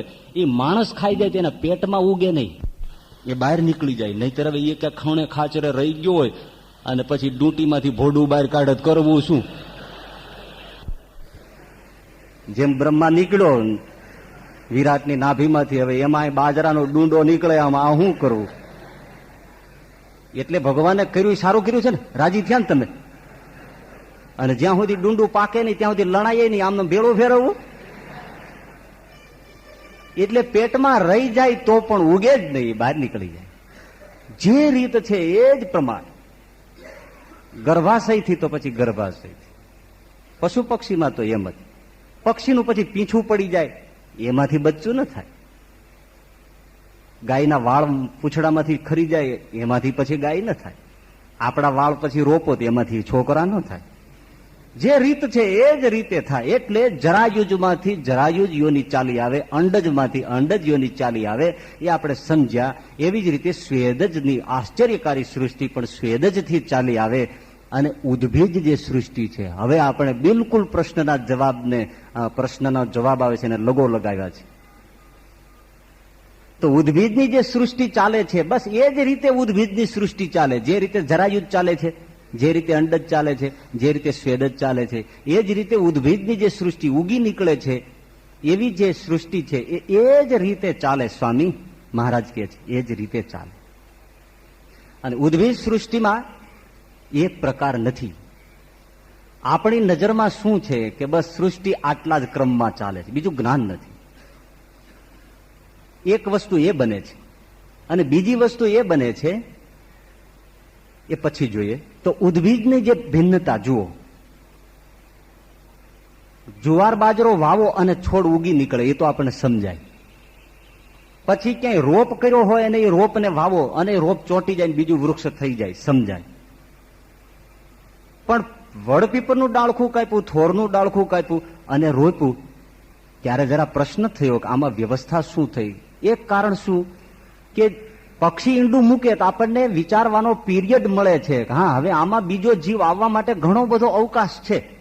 માતાના ઉદરમાં બાળક રહે છે તો 9 મહિના પ્રક્રિયા થાય છે અને પછી જીવ પ્રવેશ કરે છે અને એ માતાને પણ ખબર પડે અને વૈદ ડોક્ટરને પણ ખબર પડે કે હવે આમાં જીવ આવી ગયો છે. જીવ આવવા માટે એટલો બધો પીરિયડ છે જે આપણી નજરમાં આવે છે. પક્ષીના ઈંડામાં એટલે કે અંડજ યોનિમાં પણ આપણને ખબર પડે છે કે જીવ આવે છે. સ્વેદજ યોનિમાં પણ કદાચ સમજી શકાય કે એમાં જીવ આવે છે. પણ અહીંયા હવે બાજરો જુવાર રૂપીએ તો એમાં પણ થોડો ખ્યાલ આવે છે કે આમાં પણ એક કોંટો ફૂટવાને અવકાશ 1-2 દિવસ 3 દિવસ મળે છે એટલે બીજો જીવ આવે એવી શક્યતા સમજાઈ જાય છે. પણ વડ પીપળનું ડાળખું કાપ્યું ને નાખ્યું ને એવો વડ થયો ત્યારે મતીમાં એમ થયું કે આમાં શું થયું. થોરનું ઝાડ કાપીને એમને નાખી દીધું અને પીળ્યો બીજો થઈ ગયો તો આમાં શું થયું. પીરિયડ તો મળ્યો, સમય તો મળ્યો જ નહીં, તો આમાં શું થયું. એટલે આ પ્રશ્ન છે. શેરડીનું ભાઠું રાડું છે એને કાપી નાખો, એના 4 ટુકડા કરો, ચારેયને રોપી દો તો ચારેયમાંથી 3 શેરડીના ઝાડ થાય. લે આ શું થયું. એકનો એક ટુકડો, એક શેરડીના રાડામાંથી 12 થી 15 પાછા શેરડીના છોડ થઈ જાય અને એ પાછું નીચે જુઓ તો રાડું પાછું હોય પણ ખરું શેરડીનું. તો આ વ્યવસ્થા શું થાય. અરે આ વ્યવસ્થા એટલે કે આ જે પ્રક્રિયા છે એ તો બહુ જ સામાન્ય લાગે છે પણ ઉદ્ભીજ જાતિમાં એટલી આશ્ચર્યકારી સૃષ્ટિ છે કે એટલી બધી વનસ્પતિઓ છે કે જેને પાંદડું પડી જાય ને ઉગે. ઉદ્ભીજમાં એવા વિવિધતા છે કે અમુક વનસ્પતિઓનો ખાલી એક પાંદડું ફેંકી દો ઉગી જાય. એવી ભાજીપાલો બળગલી આદિ છે કે એનું ખાલી પાંદડું પણ રહી ગયું એટલે તરત જ એનો મોટો વિસ્તાર થઈ જાય, એક પાંદડું ચોંટી જાય. આ ઉદ્ભીજની સૃષ્ટિની પ્રક્રિયા છે, ઉદ્ભીજ સૃષ્ટિની. અમુક વનસ્પતિ એવી છે જેનો એક મૂળિયાનો એક તાતણો પડી ગયો હોય તો એવું ને એવું બીજું એ લતા વેલી થઈ જાય. અમુક એવા છે ઉદ્ભીજમાં કે એ વૃક્ષની છાલ પડી ગઈ હોય તો છાલમાંથી એવું વૃક્ષ થઈ જાય. અમુક વૃક્ષો એવા છે કે એનો રસ પડી જાય એકાદ ટીપું તો એમાંથી એવી વૃક્ષ લતા થઈ જાય છે. તો આમાં ઉદ્ભીજ જાતિમાં આટલી બધી વિચિત્રતા છે પણ એ વિચિત્રતા પ્રમાણે જ પાછું નિયમ મુજબ સૃષ્ટિ ચાલે છે. એટલે જે વડ રોપ્યો એ ઉદ્ભીજની પ્રક્રિયા છે. જેમ ઉદ્ભીજમાં બાજરો જુવાર અનાજથી પણ રોપાય, વડ પીપર છે ને જો પાછી ઉદ્ભીજમાં એકમાં 2 પણ છે. વડ પીપર છે એનું બી પણ ઉગે અને પાછું ડાળું પણ ઉગે. અરે તમે લોકો એક વૃક્ષ ઉપર કલમ કરો છો ત્યાં એક વૃક્ષ ઉપર બીજું વૃક્ષ ઉગે છે. જો ઉદ્ભીજની કરામત જુઓ. એક આંબા ઉપર બીજાનું ડાળખું ચોંટાડો ત્યાંથી ત્યાં ઉગે અને પેલું કાઢી નાખો એટલે પેલું વૃક્ષ સાબુત થઈ જાય અને આ નષ્ટ થઈ જાય. એટલે આ ઉદ્ભીજની વિવિધતા છે. આ વિવિધતાને આધારે ઉદ્ભીજની સૃષ્ટિ થાય છે. તો વડ પીપર ડાળ રોપ્યું એટલે એના થકી એવી રીતે ઉપજાની રીતિ છે એટલે એ બીજા વડનો દેહ એવી રીતે નિર્માણ થાય છે. પણ જીવને પ્રવેશનો જે સમય છે એ નથી દેખાતો એટલા માટે શંકાર્ય છે. પણ એ જીવ છે એ તો બીજો આવે છે, એનો એ જીવ કપાઈને 2 રીતે નથી થતો. પણ જેને જેવો કર્મનો અવકાશ છે એવો જીવ ભગવાન અંતર્યામી શક્તિએ એ ઉદ્ભીજની જે સૃષ્ટિ થાય છે એમાં ગોઠવી આપે છે. એટલે જીવ કપાતો નથી, જીવ બીજો પ્રવેશ કરે છે. પણ જરા પ્રક્રિયા એટલી બધી સૂક્ષ્મ છે જે સમજાતી નથી. એના કરતા પણ અતિશય સૂક્ષ્મ પ્રક્રિયા તમે જાણો તો ખ્યાલ જ હશે. સાપોલિયા જે થાય છે, સાપોલિયાને વચ્ચે જો કોદાળી વાગે ને 2 ટુકડા થઈ જાય, 2 સાપોલિયા એ જ મિનિટે પાછા સડસડાટ પેલું ઉત્તરમાં જાય ને પેલું દક્ષિણમાં હાલતું થઈ જાય. હવે આમાં શું થયું. એ જીવ કપાઈ 2માં થઈ ગયો. 2 જીવે, એક પણ મરે નહીં. તો આ જીવની વ્યવસ્થા શું થઈ. એટલે તરત એમ થાય કે આમાં શું ભગવાન ટપ દઈને પૂર્વજ ઉપર આંટા મારતો હોય છે. તો આવા તો રોજ કેટલા સેંકડો હજારો અરવો ખરવ સાપોલિયા કપાય, તો ભગવાન ત્યાં બધે જ ફટ દઈને ઘાલી દે, જીવ ફટ દઈને પકડીને પૂંછડી લઈને ફટ દઈને ઘાલી દે. મને એક જણાએ આવો પ્રશ્ન પૂછ્યો ને એટલે એને ગળે ઉતરે તો નહીં જ, કારણ કે આ સમર્પિત આ વસ્તુ સમજાય તો આસ્તિક ભાવ વધે અને ન સમજાય તો નાસ્તિક ભાવ થાય કે આ તો બધા ગપગોળા શાસ્ત્રના છે, છોકરાની રમત. એટલે મેં એને એવી રીતે સમજાવ્યું, મેં કીધું જુઓ, સમય પીરિયડ મળે ત્યાં આપણને સમજાય છે ને, તો કે હા કે પક્ષીને સમય મળે ત્યાં આપણને સમજાય કે એમાં બીજો જીવ આવે. મેં કહ્યું આમાં પણ સાપોલિયું કપાય છે, એમાં પણ સમય પીરિયડ મળે છે, ભગવાનને થોડો ચોપડો જોવાનો સમય મળે છે. તો એ ખુશ થઈ ગયું. મને કે કઈ રીતે? મેં કીધું જુઓ, આ કોઈ માણસની આંગળી કપાય તો આંગળી કેટલા સમય સુધી ઠેકડા મારે છે, ગરોળીની પૂંછડી કપાય તો પૂંછડી કેટલો વખત છલાંગો મારે છે, એમાં જીવ નથી તો શું છલાંગ મારે છે? એમાં જે રુધિરાભિસરણ છે એના કોષ જીવતા છે એટલે પૂંછડી તરફડે છે, એમાં જીવ ગયો નથી ગરોળીનો. આંગળી કપાઈ ગઈ તો આપણી આંગળી પણ આમ છલાંગુ મારે તો એમાં આપણો જીવ ગયો નથી, પણ જે લોહી જીવિત અંદર છે એના કોષ સૂક્ષ્મ છે, એ કોષ જીવિત છે, માટે એમાં ચેતન દેખાય છે. તો સાપોલિયું કપાય છે ત્યારે એમાં જે લોહી રહ્યું છે એ લોહીના કોષ જીવિત છે, એ એને ગતિ આપે છે અને ગતિ ઘણો સમય સુધી ચાલુ રહે છે. એ દરમિયાન આપણો ઠાકોરજી ચોપડો જોઈને બીજો જીવ ગોતીને અંદર ઘાલી દે. મને કે તો વાંધો નહીં, આવું હોય તો ઠીક પડે. બાબલો ખુશ થઈ ગયો. લે, પણ અચરજકારી સૃષ્ટિ છે એટલે બે દેહ જે પેદા થાય છે તરત અલગ અલગ જીવ છે, એક જીવ કપાતો નથી. આટલો આ વચનામૃતનો જવાબ પૂરો થઈ જાય છે. પણ છેલ્લી લાઈનમાં મહારાજ જે કહેતા ગયા એના ઉપર આપણે થોડો વિચાર કરવાનું મૂકી દે છે. શ્રીજી મહારાજે છેલ્લી લાઈન એવી બોલ્યા, બીજી આગળ બોલ્યા હતા પણ ફરીથી અહીંયા બોલ્યા કે એ તો જે જીવને જેના દેહ થકી ઉપજાનો કર્મ સંબંધ પ્રાપ્ત થયો હોય તે જીવને તે દ્વારા એ ઉપજાવે છે. બહુ મહત્વનો શબ્દ, કર્મ સંબંધ પ્રાપ્ત થયો હોય. એ જ્યાં સુધી સંસ્કાર ભેળા ન થાય પૂર્વના, ત્યાં સુધી કોઈ ભેળું થતું જ નથી. બીજી સૃષ્ટિઓમાં આપણે ક્યાંય દોડવાનું નથી, પણ આપણા જે બધા જ પરિવાર ગોઠવાય છે અને માતા પિતા અને પુત્રનો જે સંબંધ સ્થાપિત થાય છે એને આ બહુ વિચાર મૂકે છે કે કર્મ સંબંધ વગર કોઈ દીકરો થવા આવતું નથી. પૂર્વના બધા જ કર્મ બંધન છે. એટલે જેને બરાબર આમ ફળ પાક્યું હોય એ જ ત્યાં ગોઠવાય છે, એ ભગવાન ગોઠવી આપે છે. અને કેવું કેવું બધું ચક્કર ગોઠવાય છે અને કેવા કેવા મોહમાં ગ્રહસ્થ સંસારીઓ પડ્યા છે, બધું જ ભગવાનનું ઢાંકણ છે. જો એ પડદો ઉચકી જાય અને સમજાઈ જાય તો કોઈ કુટુંબને પ્યાર કરે નહીં. સમજવું છે જરા? પદ્મ પુરાણના ભૂમિખંડના 11મા અધ્યાયમાં બહુ સરસ આ ચર્ચા મુકાઈ છે કે આ બધા જે કુટુંબ કબીલા થાય છે એની પાછળ કર્મ સંબંધ કયો છે. હવે તમે એ જ ન્યાય વિચારજો કે તમારા જે બાળ બચ્ચા પુત્ર કુટુંબ પરિવાર બધું છે કોણ છે, જેને તમે તમારા માનો છો પણ હકીકતે કોણ છે, આ શાસ્ત્ર બતાવે છે. બહુ મધુર ચર્ચા અને ખરેખર વાસ્તવિક. મને લાગશે કે તમને ગમશે. તો એ ગ્રંથમાં એમ કહ્યું કે જે પુત્ર પરિવાર આ બધો ગોઠવાય છે એની પાછળ 5 પ્રકારના કારણો છે અને 5 પ્રકારે ભેદ પડે છે. જેને તમે વહાલા અને પ્રાણ પ્યારા દીકરા ગણો છો એ પ્રાણ પ્યારો નથી, સમજાય તો કંઈક બીજું જ છે. જેને તમે પ્રાણ પ્યારી પત્ની માનો છો એ પ્રાણ પ્યારી નથી, એ પ્રાણ ઘાતી પણ છે. એ બધું જ ચોખવટામાં બતાવ્યું છે. જરા શાંતિથી સાંભળી લેજો. તો એમાં પહેલું એ બતાવ્યું કે જે માતા પિતા થકી પુત્રની પ્રાપ્તિ થાય છે અને પુત્ર અને માતા પિતા ગોઠવાય છે, તો એમાં પહેલી બાબત છે 5 ભેદમાં કે પુત્ર આવે છે તો ન્યાસાનુબંધી હોય છે. પેલા 5ને જોઈ લો. 5 પ્રકારે પુત્ર થાય છે, પુત્ર અને માતા પિતાનો સંબંધ જોડાય છે. તો 5 ક્યાં ક્યાં? ન્યાસાનુબંધી, ઋણાનુબંધી, વૈરાનુબંધી, ઉપકારાનુબંધી અને ઉદાસીન. આ 5 પ્રકારે આ પરિવાર ગોઠવાય છે. હવે એમાં પહેલો પ્રકાર, જે ન્યાસાનુબંધી પુત્ર, એને લીધે તમારે ત્યાં આવે છે અથવા તમે એને લીધે કોઈને ત્યાં આવ્યા છો. એને લીધે આપણે કોઈને ત્યાં આવ્યા છીએ અથવા આપણા થકી કોઈ આવે છે. તો ન્યાસાનુબંધી, ન્યાસનો અર્થ થાય છે થાપણ.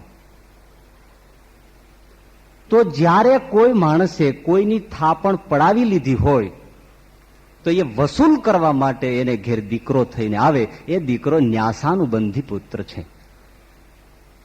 તો થાપણ આપણે પહેલાના જમાનામાં યાત્રાએ જવું હોય, બહાર જવું હોય, ચોર લૂંટારાનો ભય હોય તો વેપારી મહાજનો એવા કોઈ પણ જગ્યાએ સારો પડોશી સંબંધી એને ત્યાં સોનાના ચાંદીના દાગીના કે રોકડ રકમ બધું એને મૂકી આવતા. ભાઈ અમારું સાચવજો, યાત્રાએ જઈએ છીએ, અમે 5 વર્ષ પછી આવીને લઈ જઈશું, 2 વર્ષ પછી લઈ જઈશું. ગામડીઓ અભણ્યો પ્રજા હોય એટલે પછી લેવા જાય તો કે કેવું દ્રવ્ય ને કેવી વાત, ઓળવી જાય. લાવો લખાણ, લખવાનું તો હોય નહીં. લાવો સાક્ષી, કઈ નથી, ખોટું એમ કહીને જે હડપ કરી જાય એને ન્યાસ એટલે થાપણ ઓળવી ગયો કહેવાય. એ ઓળવેલું ક્યાંય જાતું નથી, એ વાલમજીને પાર પાડવું જ પડે છે. મીઠું લાગે પણ એ જતરડા કાઢી નાખે. તો આજના જમાનામાં જે લોકો, ઘણા લોકો શ્રોફ ખોલે છે અને પછી સેંકડો લોકોની ડિપોઝિટ બધી જે કઈ ભેળી કરી હોય મૂડી, બધા જ લોકોએ મરણ મૂડી, હમણાં ઘણા શ્રોફ ઉજળી ગયા ને, બિચારા ડોસા ડોસીએ પોતાની મરણ મૂડી એ શ્રોફમાં મૂકી દીધી હોય અને પછી પેલો શ્રોફ વાળો અદ્રશ્ય થઈ જાય, દિવાળું ફૂકી નાખે, લાખો રૂપિયા બનાવીને વિદેશ નીકળી જાય કે અદ્રશ્ય થઈ જાય. તો જે માણસની મરણ મૂડી ગઈ, એવા નિરાધાર એવા વૃદ્ધો અપંગો, એની મૂડી આવે ત્યારે એના નીકળી જાય લઈને, ત્યારે એ વૃદ્ધ, એ નિરાધાર, એના દિલમાં ધ્રાસકો કેવો થાય, પાગલ જેવા થઈ જાય. હાય હાય, હવે અમારે જીવવું ક્યાં? એ આધાર મરણ મૂડી હતો. અને પેલાના જમાનામાં પણ સંપૂર્ણ મૂડી આવી જ રીતે કોઈને સોંપી હોય, જયારે એ એમ કે હવે નથી, ત્યારે એનું થાય શું? હાથ પગ કાપી નાખ્યા સમાન પીડા થાય. હવે મારે જીવન કેમ જીવવું? અને એ જે ધ્રાસકો ને એમાં જે આઘાત લાગે, મરી જાય, પીડા થાય, વલવલીને દુઃખ ભોગવે, એ બધું જ દુઃખ પેલો ઓળવનારને લાગે. તો હવે એને જે ન્યાસ એટલે થાપણ ઓળવી છે એ આપવું તો પડે, કુદરતનો ન્યાય છે. એટલે એવાને ત્યાં જેનું રાખ્યું હતું ને, એને ત્યાં એ પુત્ર રૂપે પ્રગટ થઈ જન્મી અને એની થાપણ ઓળવી છે. એ દ્રવ્યને પૂરું કરવા માટે આવે છે, લેવા માટે આવે છે. જેને લઈ લીધું હતું ને, આ બધાનું હડફ કરી ગયો ને, એ પછી એને ત્યાં જેને પડાવી લીધું હતું એને ત્યાં પુત્ર રૂપે જન્મ ધારણ કરે છે. અને પુત્ર થઈને એ પોતાનું બધું દ્રવ્ય હરે છે. હવે એને ઓળખવો હોય તો પણ બતાવ્યું છે કે એવો આવ્યો છે એ ખબર કેમ પડે? તો એ દીકરો છે, એક તો એ બહુ મીઠો હોય, ગુણિયલ હોય, સદગુણી હોય, રૂપાળો હોય, જેને તમે હેન્ડસમ કયો છો ને, સર્વગુણ સંપન્ન, પ્રગતિશીલ દેખાય, માતા પિતાને પ્રાણ જેવો વહાલો લાગે. પણ એ દીકરો મીઠું બોલી બોલી અને પોતે બાપનું દ્રવ્ય છે એ પોતાને રીતે વપરાવ્યા કરે, માંદો પડે, વારે વારે બીમાર થાય, વારે વારે એના માટે ખર્ચા આવે અને દ્રવ્ય એના માટે બાપ દેશ વિદેશમાં પાણીની જેમ ઉડાડ્યા કરે. દીકરો હારો ન થાય, હાજો ન થાય. એની પ્રગતિ માટે હજારો લાખો રૂપિયા ખર્ચાવાની. કારણ ગુણિયલ છે, બાપને એમ થાય કે મારો દીકરો બહુ ગુણિયલ છે, એને આગળ લાવવો છે, તેના માટે જાત જાતના ડોનેશનો, જાત જાતનું દ્રવ્ય વેરે અને દીકરાને આગળ લાવવા પ્રયાસ કરે. વળી એ દીકરો વધારે માંદો પડતો રહે અને બીમાર પડી અને મા બાપનું દ્રવ્ય છે ને એને હર્યા કરે. બાપને ખબર નથી આ લેવા આવ્યો છે, પણ એ પેલો દીકરો એનું દ્રવ્ય બધું હરણ કરે છે. અને હરણ કર્યા પછી ભર યુવાનીમાં એવી રીતે બધું જ ગોઠવાઈ ગયું હોય, વ્યવસ્થા થઈ ગઈ હોય, એ જ વખતે અચાનક એ દીકરો ટપ દઈને મરી જાય. બસ દુઃખમ દત્વા પ્રયાતિ એવમ, ચાલ્યો જાય. અને એ વખતે એને એવો ભયંકર આઘાર લાગે, કારણ કે એના ઉપર બધો જ દીકરો એકદમ સેટલ થયો હોય, ગુણિયલ હોય અને એમાં જીવ બંધાયો હોય, આખો આધાર હોય અને એકદમ દીકરો મૃત્યુ પામે. ત્યારે જેમ પેલાની થાપણ વળવી હોય જેવું દુઃખ થાય ને, એ લેનારો આવ્યો છે. એટલે એવો જ આઘાત આ બાપને લાગે ને બાવરો પાગલ બની જાય, છાતી કૂટે. ત્યારે પુરાણ એમ કે છે કે દીકરો અવકાશમાં પ્રેતનું શરીર ધારણ કરીને હા હા હા હા હા હા હા હા હા હા દાંત કાઢે. કેમ બેટમજી, મજા છે ને? મારું પડાવ્યું હતું ત્યારે મને આવો જ દુઃખી કર્યો હતો, પણ દીકરા હજી યાદ રાખ, હજી હું ફરીને આવવાનો છું તારે ત્યાં. કેમ? તો કે હજી પૂરું ક્યાં લેવાનું છે, હજી તો ઘણું બાકી છે. પણ હું એટલા માટે અત્યારે મરી ગયો, એક તો તને એનો આઘાત આપવા માટે, ને બીજું કે તું જાજુ જીવે એમ નથી, એટલે જો મારા પેલા તું મરી જા તો મારે તને આઘાત કેમ દેવો? એટલે હું ફરીને તારે ત્યાં આવીશ અને ફરીને તને હેરાન કરી, પણ મારું હું છોડવાનો નથી. આ રીતે પુત્ર આવે છે. આ ન્યાસાનુબંધી પુત્ર છે.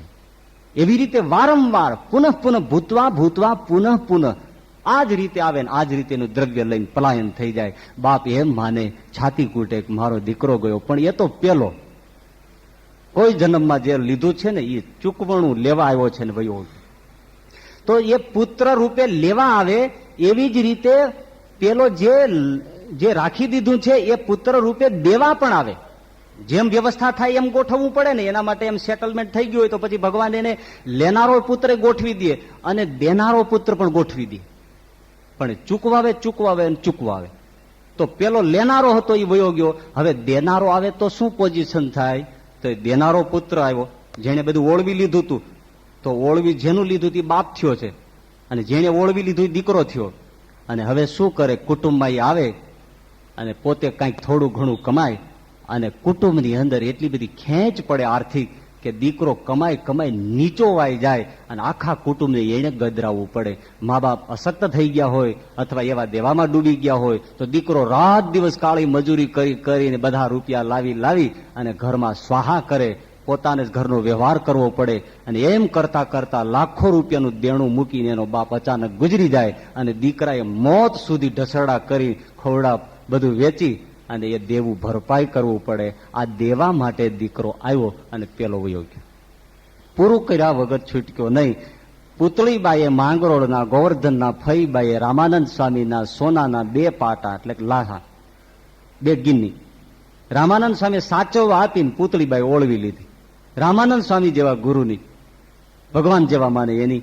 રામાનંદ સ્વામી કીધું સાચો જોશે ત્યારે માગીશ. માગી 1 વર્ષ પછી તો કે લે બાપજી મેં તો તમને આપી દીધી છે, હવે ફરીને માગણી છે નહીં. રામાનંદ સ્વામી સમજી ગયા સુવર્ણને જોઈને આ ડોશીનો જીવ વળગી ગયો છે. રામાનંદ સ્વામી કે હશે માને અવસ્થા પ્રમાણે ભૂલાઈ ગયો, કઈ વાંધો નહીં. એ દ્રવ્ય ઓળવી લીધું એને પ્રતાપે પૂતળી રૌરવ નરકમાં પડી. શ્રીજી મહારાજ નીલકંઠ રૂપે માંગરોળ આવ્યા ત્યારે ગોવર્ધન એનો દીકરો એના કારજ વખતે મહારાજ ત્યાં બેઠા છે ગામને બહાર. અને વરણીને જોયા, ગોવર્ધનને એમ થયું કે બહુ મોટા વરણી લાગે છે. પાસે જઈને પગે લાગ્યા, મુમુક્ષુ હતા એટલે એમ કહ્યું કઈ જમશો? તો કે હા કંઈક લાવો.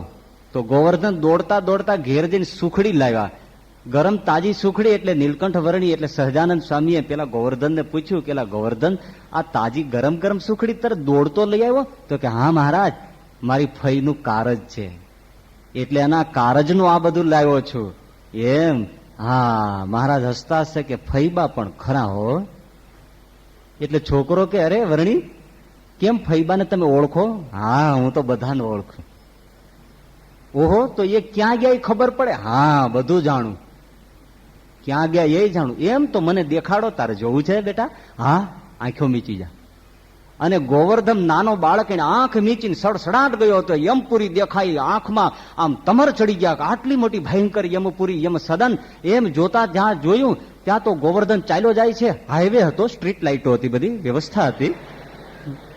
પણ એની ફઈબા રૌરવ કુંડમાં 5 અને પરુમાં ડૂબકા ખાતી હતી, ત્રાસ અનુભવતી હતી. એમાં ગોવર્ધન એનો દીકરો જોયો આવી રીતે, ઓળખી તો નીકળ્યો એટલે રાડો પાડવા માંડી. એ ગોવર્ધન આમણે જોયું. ઓહ અરે ફઈબા તમે અહીંયા? તો કે હા દીકરા હું રૌરવ. અરે પણ તમે રામાનંદ સ્વામીના શિષ્ય અને એકાંતિક ભક્તિભાવ કરનારા, ભગવાનની ઉપાસના કરનારા, તમે નરકમાં કઈ રીતે પીડ્યા?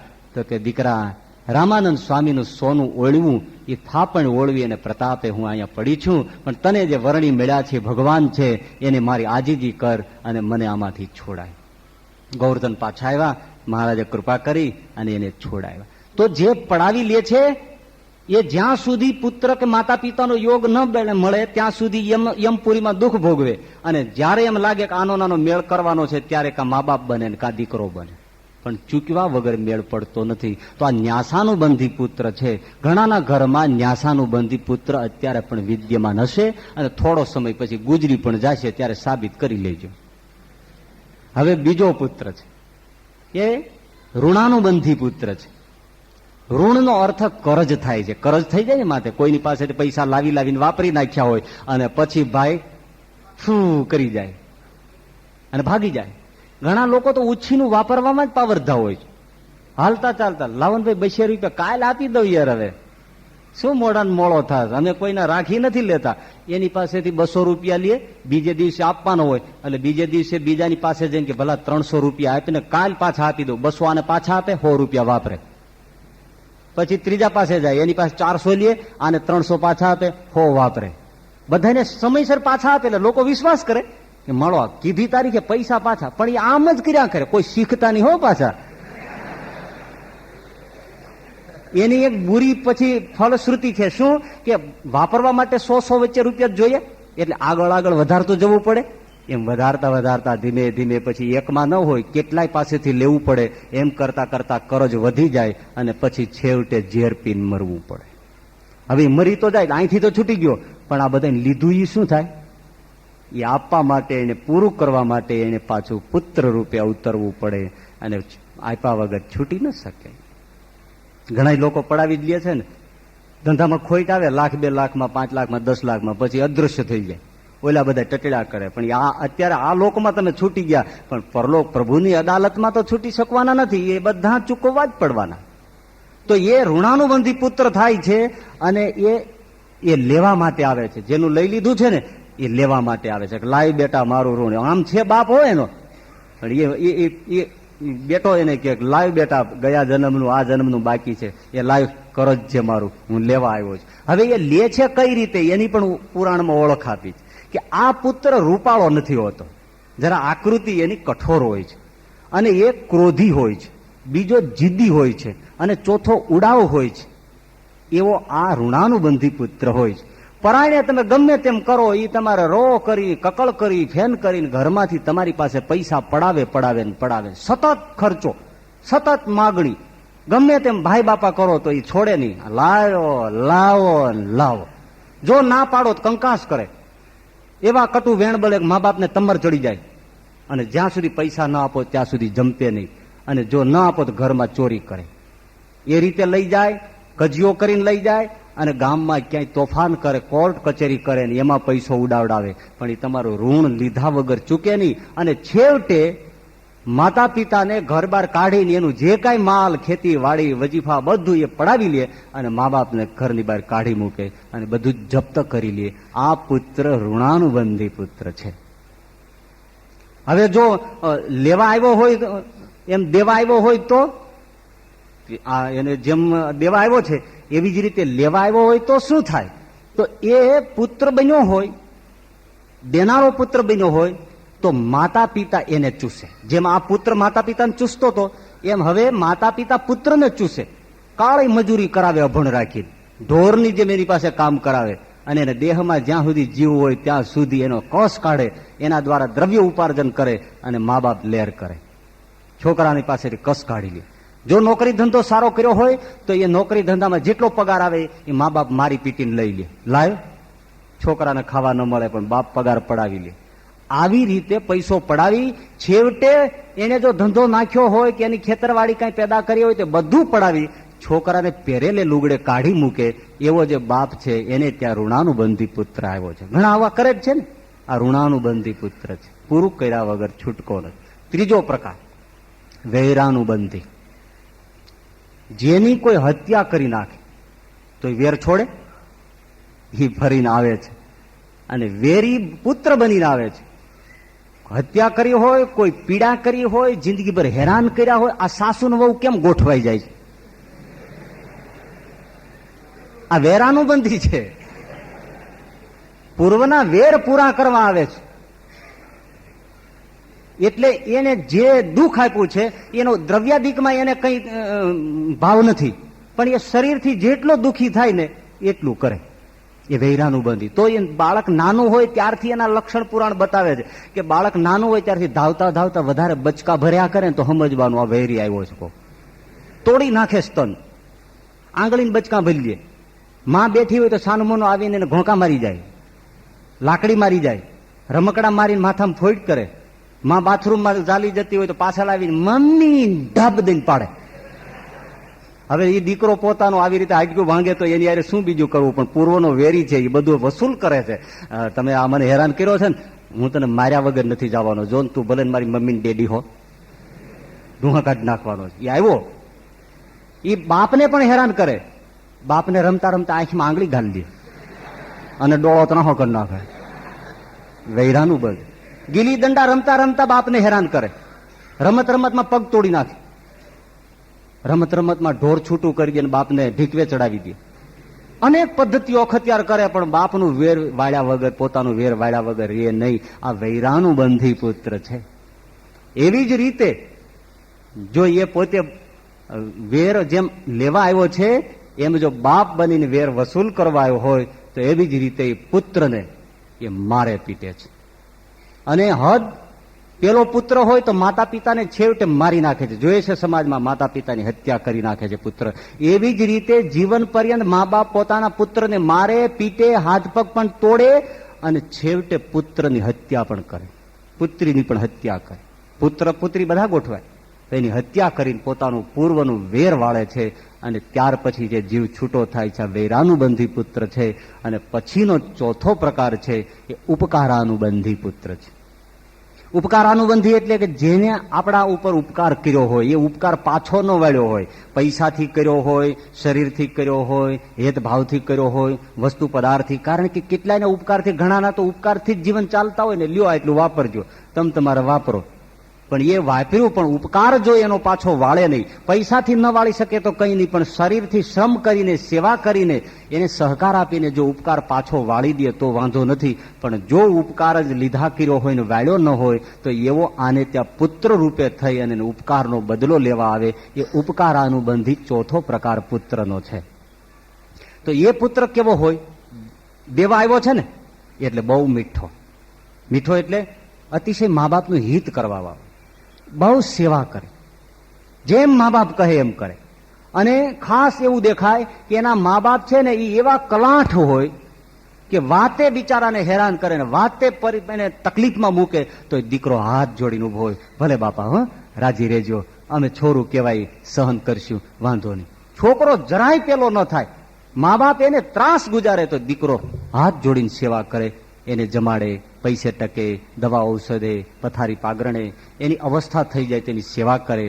મૃત્યુ થાય તો એના પાછળ આંસુ સારે, એના પ્રત્યે સાદ, પિંડ, તર્પણ, યજ્ઞ યાગાદી પ્રવૃત્તિ કરે, દાન કરે અને પિતાનું ઋણ મૂકે. કારણ આ શું કામ નથી ફ્રન્ટ થતો? ઉપકાર દેવા આવ્યો છે એટલે એના કર્મ એને એવા સ્વભાવ જોડે છે.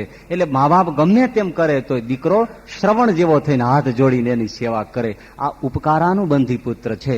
પણ એવી જ રીતે ઉપકાર જેમ દેવા આવ્યો છે એમ લેવા આવ્યો હોય તો શું થાય? બહુ મજાની વાત કે એ માતા પિતા એની પાસે લખલોટ સંપત્તિ હોય પણ કોઈ દીકરો ન હોય ત્યારે કોઈને દત્તક લે. એ દત્તક લે કોણ? ઓઈલો સીધું જ એને ખોળે બેસાડીને લાખોનો મિલકત બનાવી અને એનો ઉપકાર પૂરો કરી નાખે.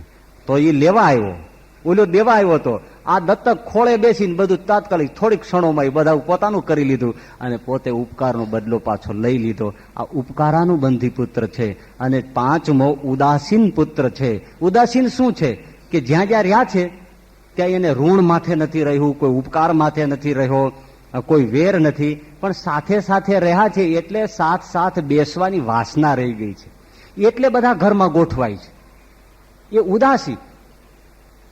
ન બાપ દીકરાથી રાજી હોય, ન દીકરો બાપથી રાજી હોય, ન બાપ દીકરાને નડે, દીકરો ન બાપને નડે, ન બાપ દીકરાના ધંધામાં માથું મારે, દીકરો ન બાપના ધંધામાં માથું મારે. સૌ પોતપોતાની રીતે રે અને ગાડું વ્યવસ્થિત રીતે ચાલ્યું જાય. કોઈ જાતની ખેંચાખેંચી નહીં, કોઈમાં હેત પણ નહીં, અતિશય કોઈ હેત નહીં. એમને ભેળા રે ઘરમાં.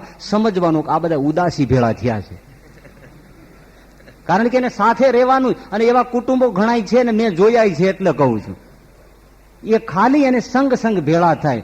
છોકરો ભાગી જાય તોય ભલે, દીકરી કોકની હારે ભાગી જાય તોય ભલે, એને કઈ લેવા દેવા નહીં. આ પૂર્વના ઉદાસીન પુત્રો એને ત્યાં આવ્યા છે, ઘરમાં રહે છે અને સમજે છે હહોનું પૂરું કરીને વયા જાય છે. આ પાંચમો ઉદાસીન પ્રકાર આ સંસારીઓમાં ગોઠવાય છે. તો માતા પિતા અને પુત્રનું આપણે જોયું, 5 પ્રકારે સંબંધ જોડાય છે. એટલા જ સંબંધ નથી, પિતા ને પુત્ર જ થાય તો માતા પિતા પણ થાય, પુત્ર પણ થાય, પતિ ને પત્ની પણ થાય. પત્ની થાય, લાડે કોડે તમે આમ લાગ્યું કે આહા ઉર્વશી છે હો કે, અને તમે એ ઝીંડવે ચડો અને પછી ઘરનો બધો સિંદરો વંઘરો કરી પોટલા વાળી ઘરેણા ગાંઠા 2, 2.5, 3 લાખના પોટલું વાળીને અદ્રશ્ય. ઉર્વશી આકાશમાં લેવા આવી, લઈને વહી ગઈ. પતી ગયું. આ એ જ ગોઠવાય. તમે બાપ લાખ ના પાડતા હોય કે આ પીંગળી પૂંગળી આંખી વાળું છે, આ તું લેમાં, આ ભૂરી આંખીઓ વાળી નહીં મજા તને લેવા દે, તો દીકરો કે ના આ તો આજ તે તો મર. આ ઓલી લેવા આવી છે બધું લઈને વહી જાય. અને વૈરાનું બંધી પત્ની આવી હોય તો પત્ની છેવટે પુરુષને પરપુરુષમાં પ્રેમ કરીને આનું હનન કરી નાખે, મારી નાખે, હત્યા કરીને વહી જાય. અને કાં પુરુષ પત્નીને હત્યા કરે ને મારી નાખે, પૂર્વનું વેર લેવા ભેળા થઈ જાય છે. એવી જ રીતે ભાઈ ભાઈ ભેળા થાય છે, એકબીજાના છે ને ચૂસી લે. એમાં 1-2 માથા ભાઈ હોય એ બધા ભેળા ગોઠવાય. પછી જે બિચારા ભલા ભોળા હોય ને એનું ચૂસીને પોતાના ખજાનામાં નાખે. ખેતર પડાવી લે, દ્રવ્યો પડાવી લે, ખોટા કાગળિયા કરીને મકાનો પડાવી લે, અને ભાઈને કાંઈ વધવા ન દે, કોર્ટ કચેરીમાં હવાલે કરી દે, રસ્તા ઉપર રખડતો કરી દે. આ લેવા વાળો ભાઈ રૂપે ગોઠવાણો છે. દુઃખી થવું નહીં, આવું આવે જ. એવી જ રીતે ભાઈ અને બેનના સંબંધ ગોઠવાય. એક જણાને 9 બેન, હવે એના બધા જ સંબંધો સાચવતા નાકે દમ આવી જાય. પણ એ બધા લેવા વાળા ગોઠવાના, કારણ કે પૂરું કરવું ને એટલે 9 બેનો રૂપે આવે. અને ભાઈને પછી બાપ ગુજરી ગયો હોય એટલે 9 બહેનોને ઘરે વારે કરવાનો બધો જ જવાબદાર ભાર એ આ ભાઈ ભોગવે. અને બધું જ એને આપીને ચૂસાઈ જાય. આ બધા ઋણાનું બંધ, આવી રીતે ન્યાસાનું બંધ, ઋણાનું બંધ, વૈરાનું બંધ એ ભેળા થાય છે. વળી આપણે જેમ જોયું સાસુ વહુ એ ગોઠવાય, વેવાય વેલા ગોઠવાય. એનાથી આગળ શાસ્ત્ર એમ કે છે કે નોકર પરિચારક જે મળે છે ને એ ઋણાનું બંધમાં આવે છે. નોકર આવીને હત્યા કરીને ઉપાડીને વયો જાય, મારી નાખે. વેર પારવા આવ્યો છે, કારણ કે જ્યાં સુધી નોકર બને નહીં ત્યાં સુધી બંગલામાં ગરવાનો દ્યો. એટલે નોકર બનીને આવે, થોડો સમય રે, મારી કાપી લૂંટીને વયો જાય. આ આવ્યો. એવી જ રીતે ચાકર બન્યો, હજી આગળ કહે છે પશવ, એ પશુઓ પણ થાય છે.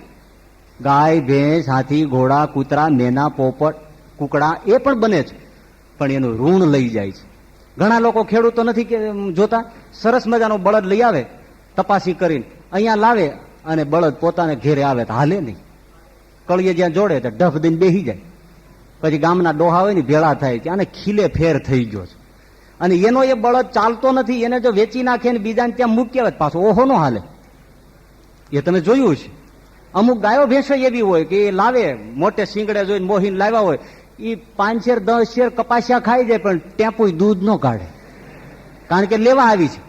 અને પછી એવી હારી હોય તો કાઢીએ શકો નહીં, અને કાં સારી હોય તો માંદી વારે વારે પીડ્યા પડે. વળી થોડુંક દૂધ આપે, વળી સોરી જાય, વળી પાછું માંદું પડે, વળી દવા, વળી આ, બસ આવી જ રીતે ચાલ્યા કરે. પશુના રૂપમાં આવીને પણ એ પોતાનો વટક વાળવા માટે ગોઠવાઈ જાય છે.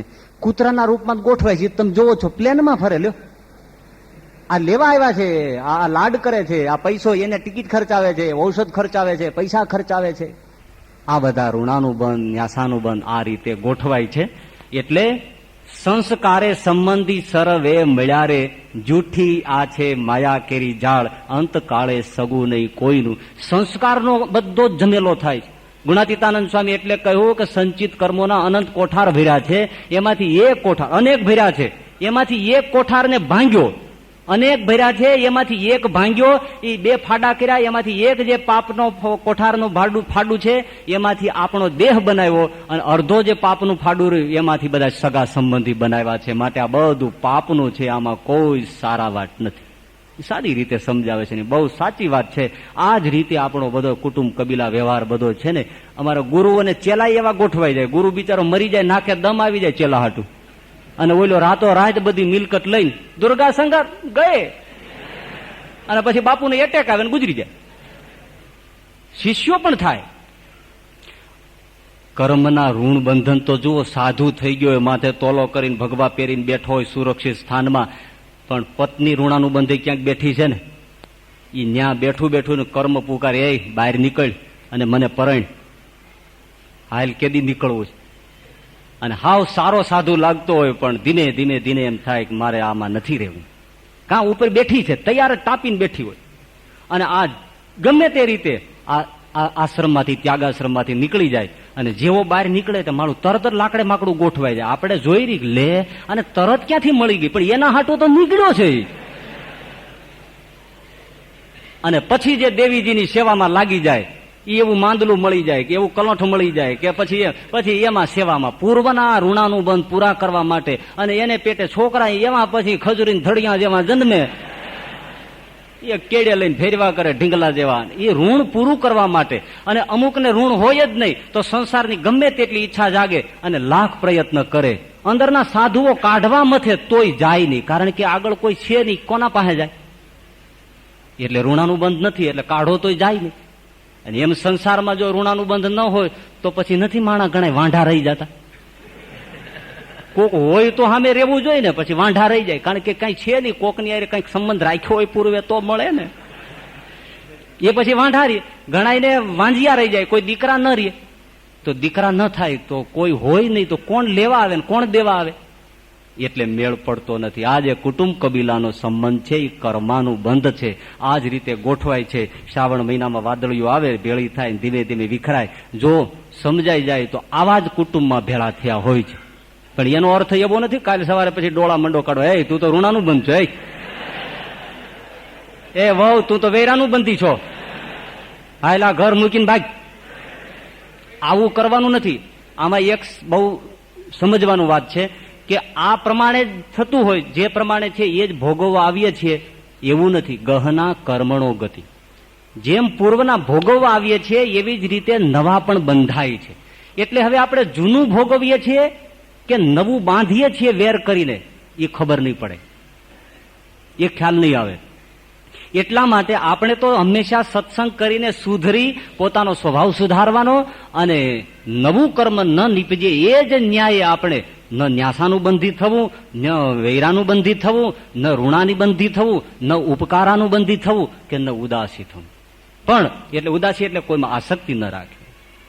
પૂર્વના ભોગવીએ છીએ કે નવા પેદા કરીએ, કારણ કે માનવ દેહ એક એવો છે કે પ્રારબ્ધ અનુસારે ભોગવે પણ છે અને બીજા ક્રિમાણ પ્રમાણે નવા યોગ સર્જે છે. એટલા માટે આપણે કર્મમાં ધ્યાન રાખવાનું. તો હવે એમાં એક બે વસ્તુ ધ્યાન રાખવા જેવી. એક પહેલી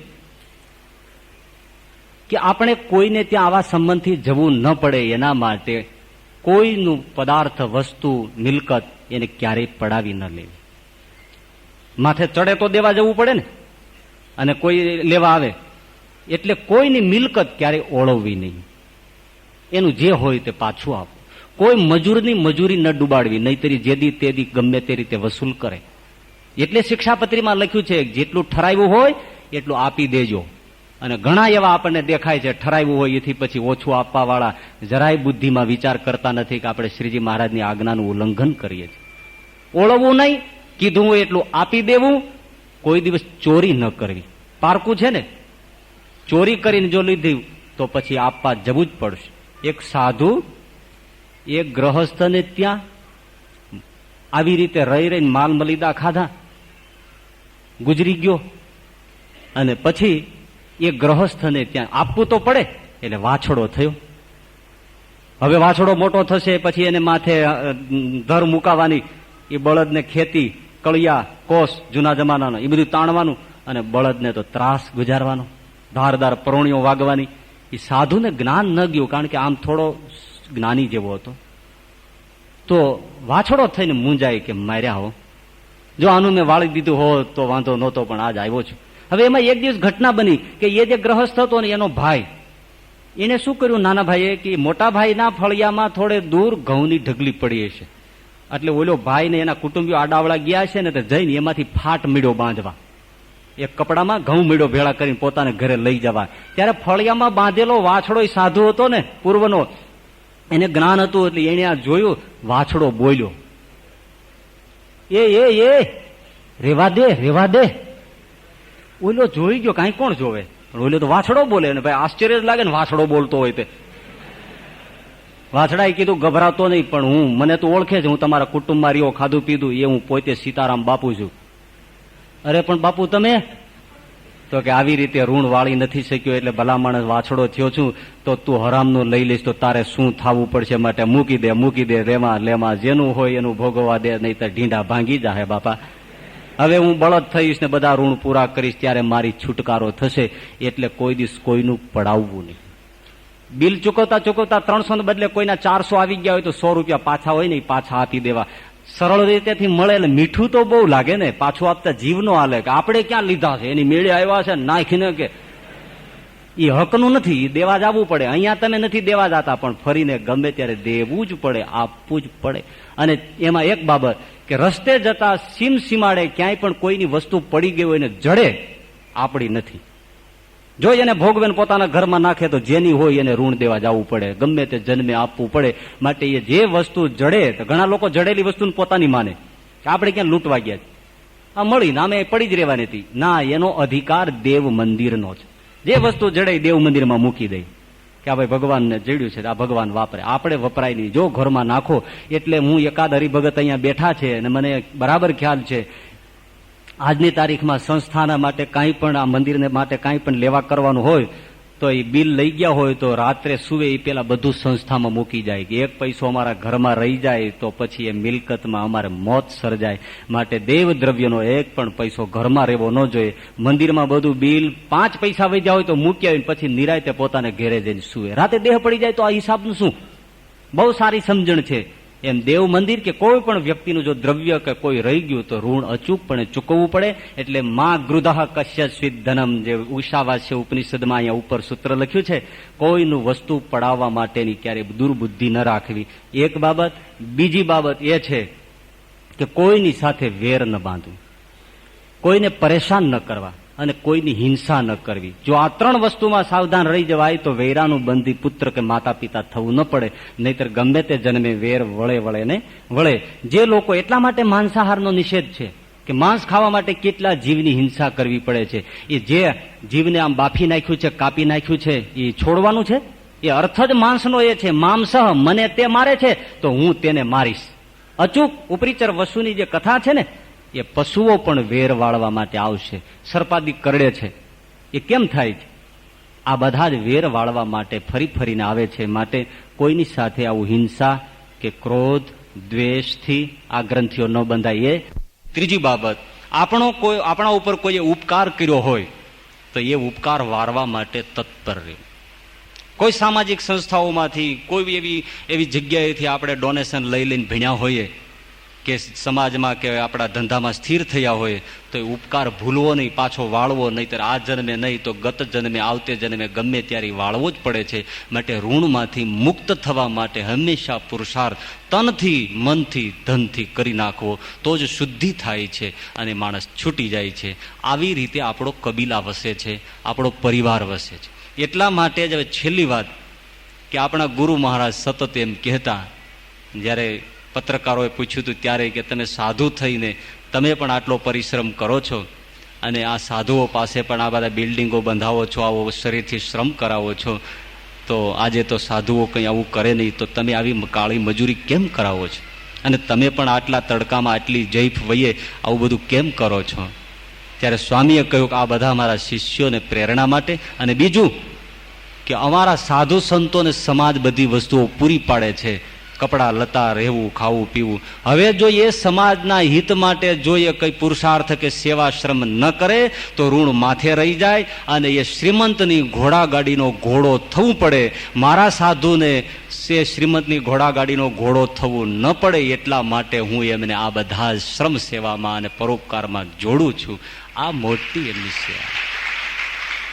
હવે એટલું જ વિચાર કરો ને, આ બાલસ્વામી બેઠા છે, આટલી બધી મજૂરી કરે છે, એને શું જરૂર શું છે? મહન છે, ખાઈ પીને લેર કરે. પણ એ અમારા ગુરુનું શિક્ષણ છે, એટલા માટે એ જ શિક્ષણ વિદ્યાર્થીઓને આપીએ છીએ અને એ જ રીતે આ બધા ઋણમાંથી મુક્ત થવાનો ગુરુ મહારાજનો આ પ્રબોધેલો માર્ગ છે. એ પ્રમાણે આપણે સૌ કોઈ ચાલીએ. વચનામૃત બહુ અદભુત છે કે આ બધા સંબંધોમાંથી મુક્ત થવા માટે, આપણે કર્મના બંધનથી મુક્ત થવા માટે આને ખૂબ ખૂબ વિચારવું રહ્યું તો કર્મના સંબંધ પ્રમાણે એક દેહ થકી બીજા દેહનો જન્મ થાય છે. જીવ તો અવશ્યપણે બીજો આવે છે, પણ કયો દેહ ત્યાં ગોઠવાય છે એની પાછળ કર્મનો સંબંધ સિદ્ધાંત છે. એટલે જીવ કપાતો નથી, જીવ નવો આવે છે. એવી રીતે મહારાજે નિત્યાનંદ સ્વામીના પ્રશ્નનો ઉત્તર રૂઢી રીતે કર્યો. આપણે એ શ્રવણ કર્યું અને આ વચનામૃત પૂરું કરીએ છીએ. સહજાનંદ સ્વામી મહારાજ.